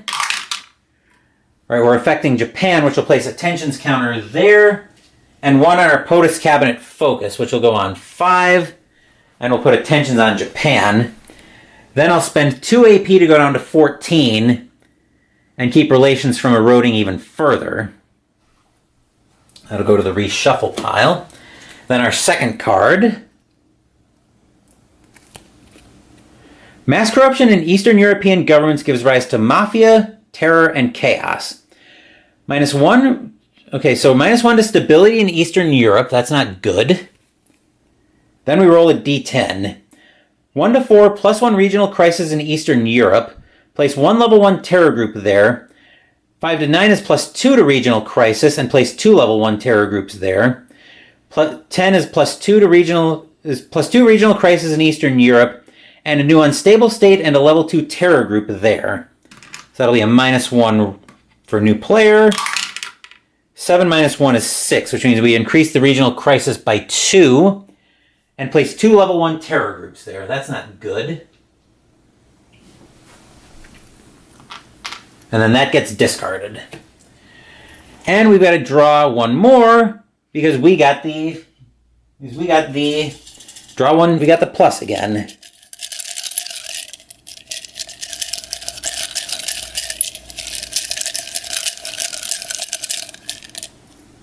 That's our chit. One more crisis card, but at least that's it. So our last card here for this part of the activation phase. NGOs unite to combat crisis. -1 regional crisis to any 2 world regions. So we're going to roll for that to any 2. Once again, we've got the D10 rolls at the top of the board. A 2 means we reduce the crisis in Eastern Europe. That's very welcome. And 9 means we're reducing in Africa. Okay, that's a relief. All right, then we have any 3 actions and a core support check. What did I do with the presidential flip book? Oh, here it is. So we're in. Okay, so we get any 3 actions, which I think probably needs to go to addressing those, which we need to spend at least 1 action to address those lingering domestic issues. So I'm going to send the president. Actually, am I going to send the president or... So we get any 3 actions here, and I think I will try to address a domestic crisis. So I'm going to spend 2 AP to get a -2 die roll modifier here. Plus or minus 1 for die roll for a new player, so this is a -3. We're making a state of the economy check against a 7.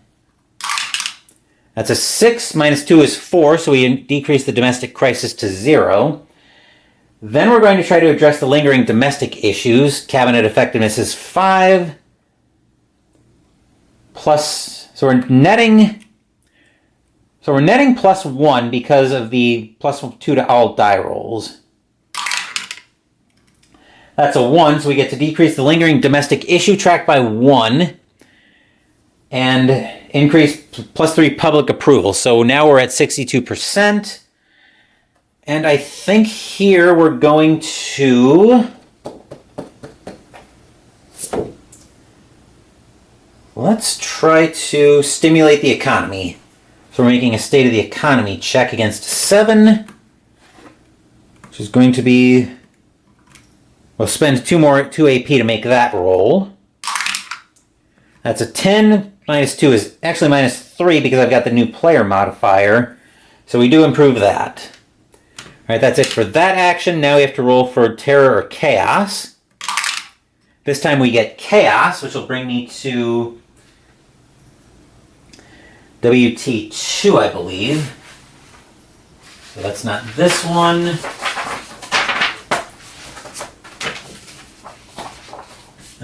Where are my world charts here? Oh, it's these ones. WT2, so Chaos Act.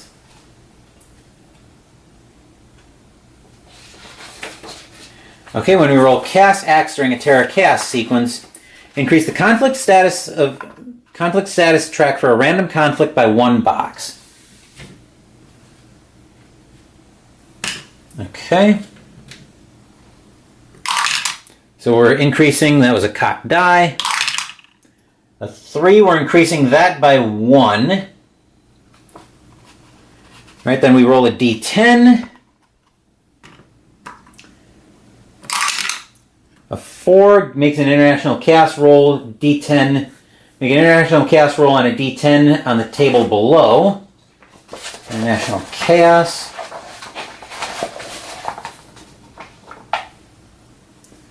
Okay. Right, 6 is going to be a major rift with an ally. Yikes, this is bad. So roll a d10 to determine the ally. 1 is Canada, so we're going to become estranged with Canada. Delightful. Where were the... I had relationship boxes. Here they are. So now we're estranged with Canada. That's a problem.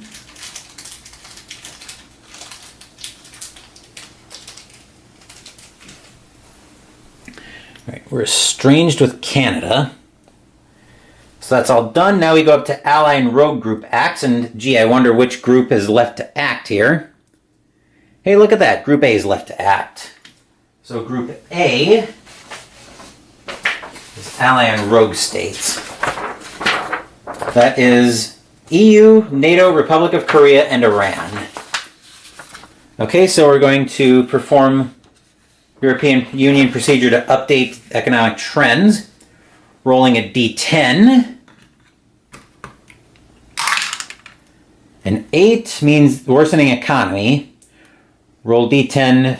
Actually, I don't think we roll for the Eurozone. Oh yeah, we do, it looks like. 7 low interest loans, -1 to Eurozone regional crises. That's welcome.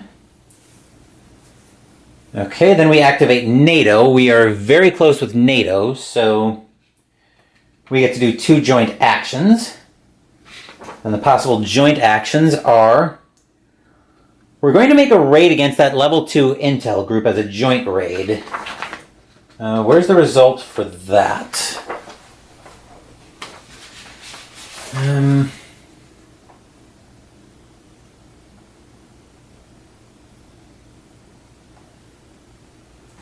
Let's see, making a joint raid. It's probably under military actions.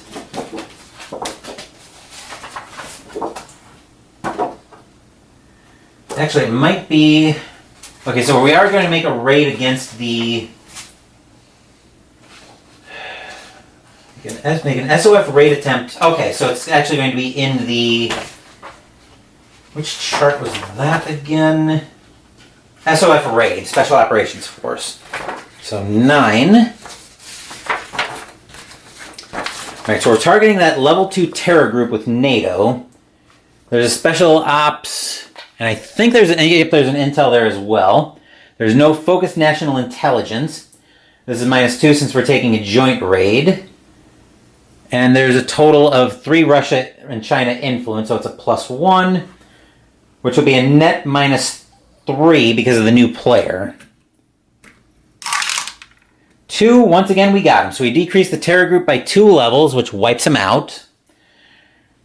Move the terror group to the gathering box on the intel track. +3 public approval. +1 legacy point. And we use the captured intel to make an immediate roll against another intel group. So this will be a 1 to 4. We'll target this terror group, which will be a 6 minus 1 is 5, so we don't get that. Then we'll reduce regional crises by 1 down to 0, because we're going to need to try to knock down some of that Russia and China influence. Then for the joint actions, we have 2 that we can do. Let's try to stabilize the region. So we're going to go for a... Right, so we're going to make a D10 with a -1 DRM since regional crises are 0. That's a 2 minus... Well, actually it would be 2 anyway. Minus 2. So on a 1 to 4 we get to increase the stability by 1 box. So that's up to a 7. Then NATO is going to make a unilateral action after we flip all tension counters with NATO, but we have none. So NATO's unilateral action. -1 since there are no tension counters there. +1 plus current conflict status on Russia and NATO, which is +3 it looks like. Yes. Right, 7 is going to... Actually, that's going to be 6. Like 7, 8. Okay, so it looks like we're back up to 8, which means we're assisting Eastern Europe. Remove 1 Russia influence counter in Eastern Europe. That's... Well, there's none there, so we get to place a -1 AP marker on Russia. Is that double-sided with China? It is not. There's -1 AP with Russia. There we are. I lost a lot of footage when I wasn't paying attention to that, so yeah, there's gonna be a lot going on here. But I don't know where exactly I lost from, but where we were picking up from was I had just finished tensions in Iran. I just finished up with activating Iran, And we're placing one unilateral and one multilateral sanctions in Iran. Okay, then we're checking for unstable states. We check for everything. Check unstable states. There's one here. Iran is not at war. That keeps the unstable state there. Unstable state in Central America. 9 flips it to civil war. Unstable state in Iran with a +1. That one is a regional stability is less than 5, so a +1. 7 + 1 is 8. It stays. No unstable states there. So we're all done with that activation, and I need to change my battery. We're just about done here. So 3 domestic actions, which means we only have a few steps left in the turn. Domestic issues, so domestic actions, I'm going to try to stimulate the economy again. Where's my red D10 for that? Over here. Alright, so I'm making a state of the economy check with I'm going to spend 2 APs down to 8 to get a -2 modifier, +1, so -3. 7 would do it naturally, but we'll place an improving economy there. We'll address a lingering domestic issue as well with a cabinet effectiveness check.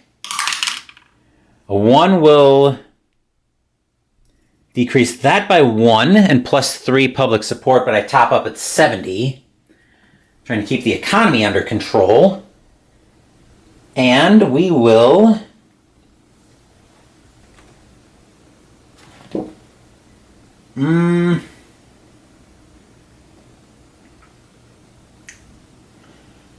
let's try to get the cabinet effectiveness there. Oh wait, that's a domestic action, which the president could take that. Oh wait, I want domestic actions. So we attempted to stimulate the economy, addressed a lingering domestic issue, and I'd want a presidential master action when a domestic action can be taken. Okay. So I want to see about corralling cabinet effectiveness.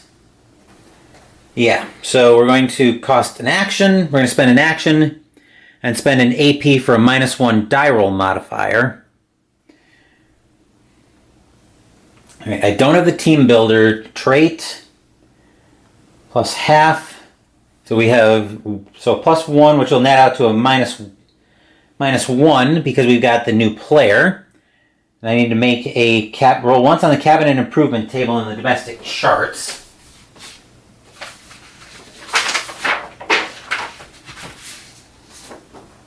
So cabinet improvement table.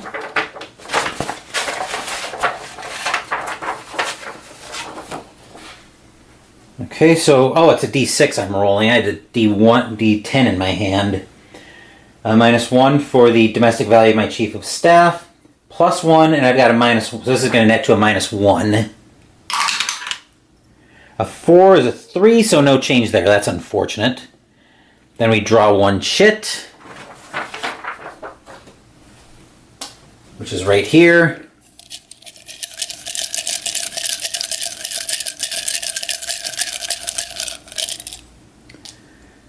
Good times. Fortunately, we don't have to draw again, so we find the good times chart, D15, and we're rolling on that.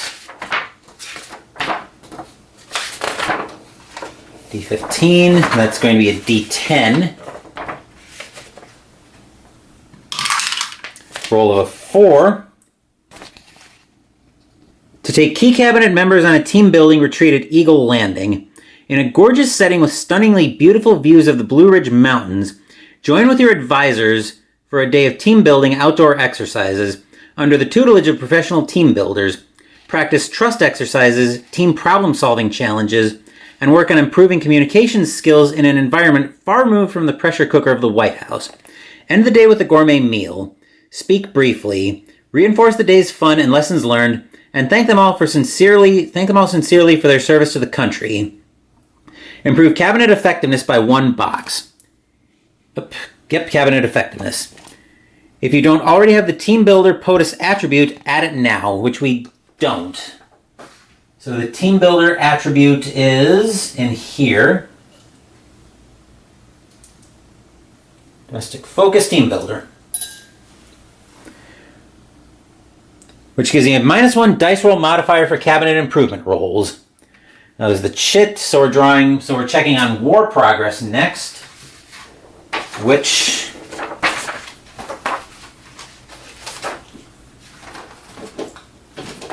war progress, here we go. Use the war status sideboard and follow the procedures in war chart 5. So we're actually going to move over to the war table. Alright, so war status progress is going to be WM5. Okay, we're making a war progress roll. So after we determine the odds, we're at a 6 to 5, so basically 1-to-1 odds.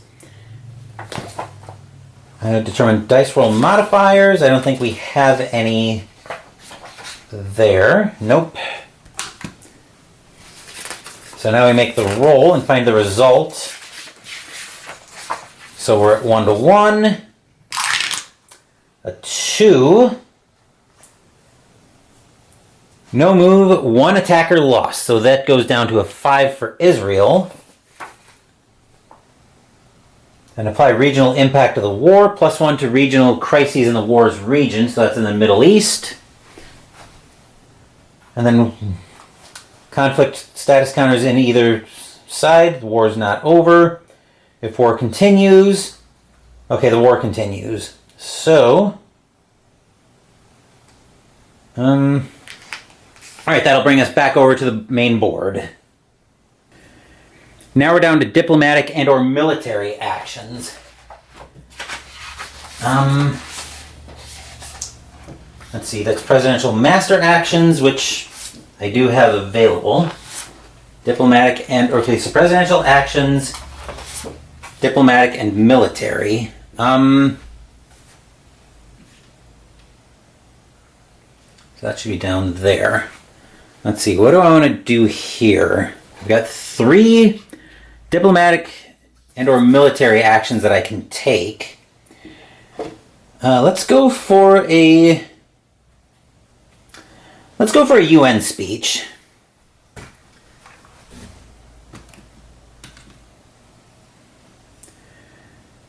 Okay, so we're going to be taking a D10. I do have the orator, so I get the orator trait, so I get a -1 on this roll.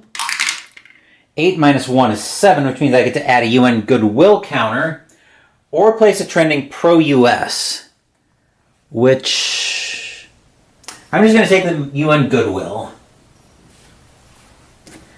So that's that one. And remember, I do get to take diplomatic actions.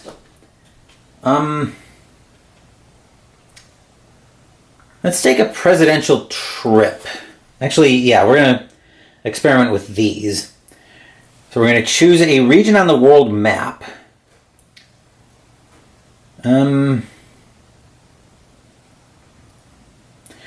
Actually, we're already at... Actually, let's... Military master actions. Do I want to try to...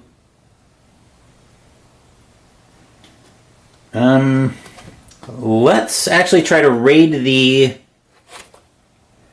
Actually, we're going to try to gather intel on a couple terror groups. I want to work on that level 2 group in Central South Asia. So we're going to roll -1, net -2 for the new player modifier. 5 minus 2 is 3, which will move the terror group into locating. And we'll go for the one, we'll work on the one in Africa. There's a net -2 as well there. We're working on locating that one as well. That's 4 diplomatic actions. Okay, we took a UN speech. We directed intel gathering. We're going to try to improve relations with Canada. That estranged still kind of bothers me a bit. All right, so we're going to... That is a diplomatic action, which we can take. All right, so we're going to invite the leader of Canada to the White House. We're going to spend 1 AP down to 6 for -1 DRM. Okay, right. Roll a d10 for we got minus... So we're going +1. We're actually netting this to a -1 because of the new player modifier. 5 minus 1 is 4. We get to improve relations with Canada, so we're back to being close with Canada. And then for 4, we're going to... Then for action 4, I think we're going to direct intel again. Actually, are we even going to have the opportunity for that? Probably not. But yeah, we'll direct intel on Central South Asia. A 1 will definitely move that into the... Definitely move that into targeting and going for Africa. 7 minus 2 is 5. That wouldn't move. So that's our 4th action. U.S. State of the Economy impact. 3 public approval, which I'm already topped out at. I get 2 AP back to 8. And 1 relationship with Congress. So we're back to conciliatory. Then we're into final activation, so I draw 1 shit.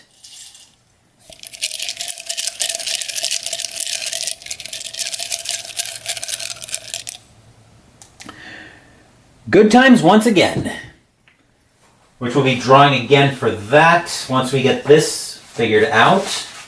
And once I find the right chart, that's probably a domestic chart. Doo-dee-doo. Probably a domestic, here we go, domestic chart. Good times. That's an 8 this time. Host a summit with major U.S. multinational CEOs, CFOs, the Fed chairman, and key executive and legislative budget officials. Hammer out an agreement that allows U.S. corporations to move overseas cash home at lower than normal tax rates. It's an everyone has their say, no one has their way discussion that builds understanding and trust between business and government. The new rates give neither side everything they wanted, but all are satisfied that they pave the way for renewed domestic use of business capital. Place an economy improving counter on the U.S. SOE track, +1 relationship with Congress, and +1 public approval. So +1 relationship with Congress, my public approval is already topped off. But I have to draw again. So that goes back in.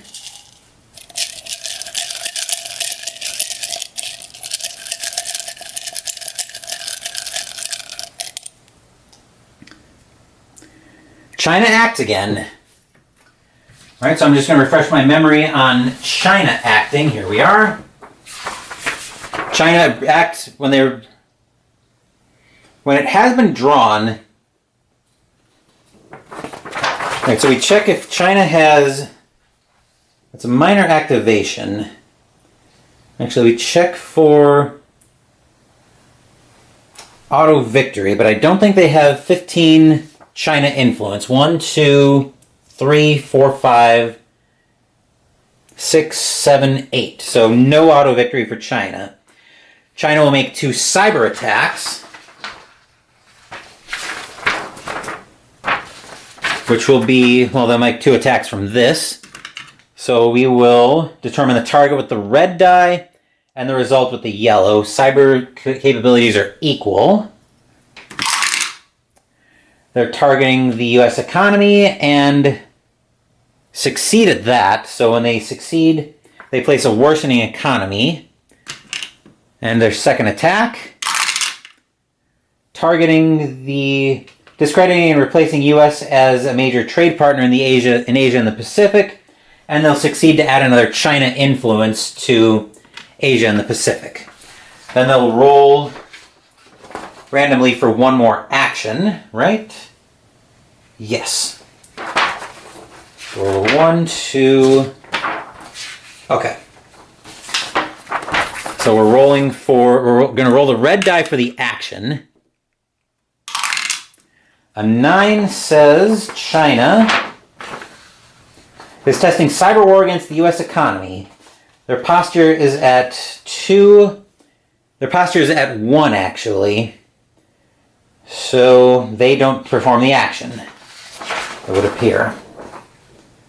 Right? Yes. Okay, so they don't perform the action. Then we roll. On a 1 to 4, we end the turn, and a 5 to 10, we draw a chit. That's a 5, so we draw another chit. Thankfully, it's going to be the last one of the game, though, because we're ending the turn here.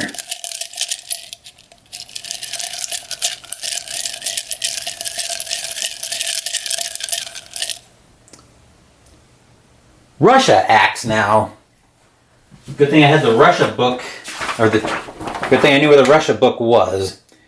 So Russia will once again will also make 2 cyber attacks. Same thing as before. Red for the target, yellow for the result, and their cyber capability is equal. 10 is, they're looking at Eastern European democracies. Success will put a Russia influence in Eastern Europe. And their second roll is going to get 4. That'll probably be a success. All right, success, just targeting the U.S. president. Success uses 1 AP, which will take me down to 7, and decrease my public approval by 1, but I'm at 68. I'm still at 68% there. Then they get to go for 1 more action, rolling again if they get a cyber attack. 5 will not be a cyber attack. 5 will be reinforcing allies. Okay, so if Russia has a relative strength on the Russia-NATO conflict equal to or lower than NATO, which they don't. If Serbia or Syria are at war, and neither one of them is, perform the first action. So they don't... Looks like they don't get to do anything there. So they skipped that action as well, and now we end the turn, so now we'll go into end of turn procedures. Well, it'll also be end of game procedures because because this scenario only lasted 1 turn. So let's get into the final score.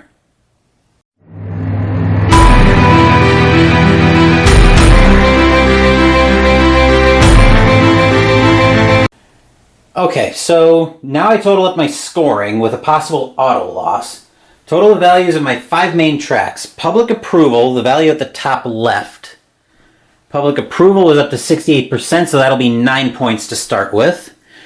I'll use this for my units result. I'll use the yellow for my ones die. Relations with Congress is pretty trash at 4. That'll bring me up to 13.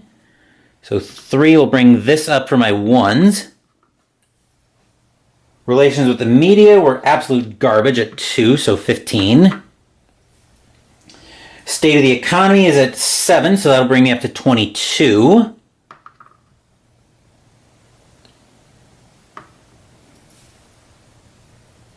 Homeland Security was a 5, so that brings me up to 27. Then I subtract 1 for each region with a regional alignment of 4 or less, which that's a 5, 6, 5, 6, 5, 5, 5, 5, so we're all clear there. Each rogue state counter on the board, which there were none, thankfully. If the total is 27, I get +1 legacy point and +1 public approval. All right, so if this is the end of turn 4, we proceed to re-election. Okay, re-election. I'm up for re-election. Success or failure at this will determine my final legacy point score. First, to determine if I'm nominated for re-election. My party relations track is at 8, so I'm definitely nominated. Right, so my party relations track is 6 or higher. It's 8, so I roll a d10 on the election table. So I roll for re-election on the election table below. Right Yes.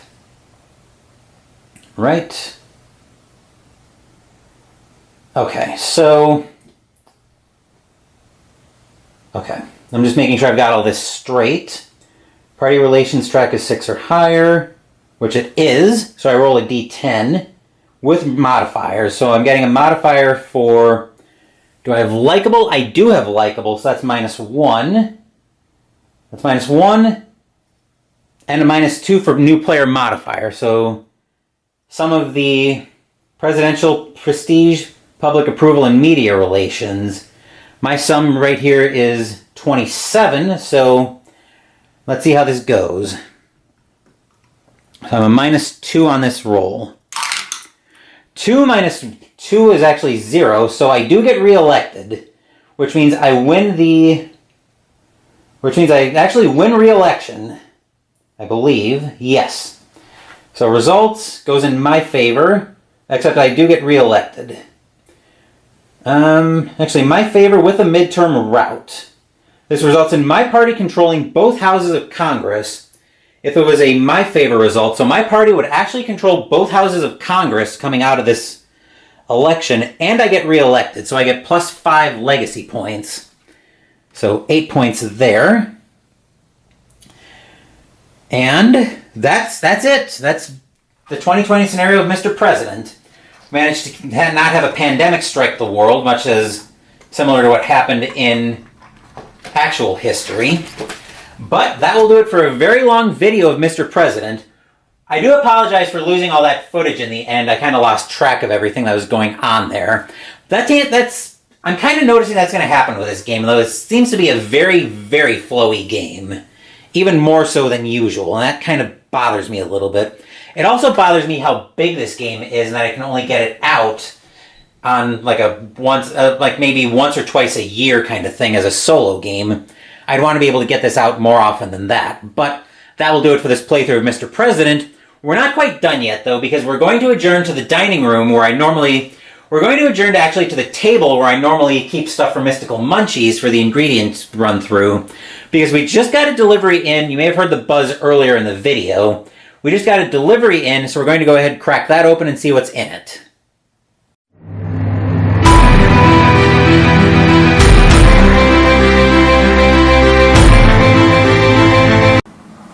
This delivery just came in from GMT Games as I was filming the video for Mr. President. I'll talk a little bit more about my final thoughts on Mr. President, but let's see what's in this box. So this should be my order from the P500 sale that GMT just had. I was able to get 2 games from it because we got 1, plus I got Mr. President on P500. And of course the packing peanuts are a thing. Good thing I've got the garbage can right here, trying not to close close it on my skin of my finger, but I don't think I drew blood. So we'll start getting the packing peanuts out of the way, and we'll see the first thing that we've got in here. We'll see in here, once I get a little more of these packing peanuts clear, that we have got... Packing peanuts are so annoying, but it looks like I can get at the first game I've got in here. We'll get that out of the way. First game I've got in here is Ancient Civilizations of the Inner Sea. I've seen this game off and on, and I was going back and forth on if I wanted to grab it or not. I decided I'm going to grab it because I'm expecting to be playing this and the other game in here solo 99% of the time. So we'll take a quick look at the back of the box. Conquer the world. Carve out an empire or build an enduring civilization to stand against the barbarian darkness. Ancient Civilizations of the Inner Sea is an exciting, fun, easy to learn, easy to play, but challenging to master abstract game in which players guide the renowned and legendary civilians that surged and receded around the shores of the Mediterranean, which the Romans aptly called the Mare Internum, or Inner Sea. We'll go through the full of that later, but we'll come in here and see that the complexity is low and the solitaire suitability is nice and high. And then we'll bring the other box in, and we'll see that we've got the other game in this series, Ancient Civilization of the Middle East, also from GMT. Taking a quick look at the back of the box on this one. We won't go through all of that. But once again, we'll see that the complexity is similar at 3 and solitaire suitability nice and high. So that will do it for this video. We'll have a couple more product unboxings on that. Final thoughts on Mr. President. I enjoyed this one, but it's not one I see getting to the table often, just because there's so much that goes into that game. And I only see myself getting that out like once or twice a year, and that kind of bothers me a little bit. This looks like an amazing game, and I'd want to dig my teeth into it, but this was a one-turn scenario, and the fact that it's going to run well over 4 hours, that's even before I factor in the footage that I lost in the middle of the scenario, which once again, I apologize for that, but there was too much there that I couldn't really rewind and go through it all. But that will do it for this playthrough of Mr. President. I was expecting this to be a 3-part video, and it probably would have been if I hadn't played the 2020 scenario. So we'll be playing something else tomorrow. I don't know exactly what that'll be yet, but I'll of course announce that when the video is about to go live.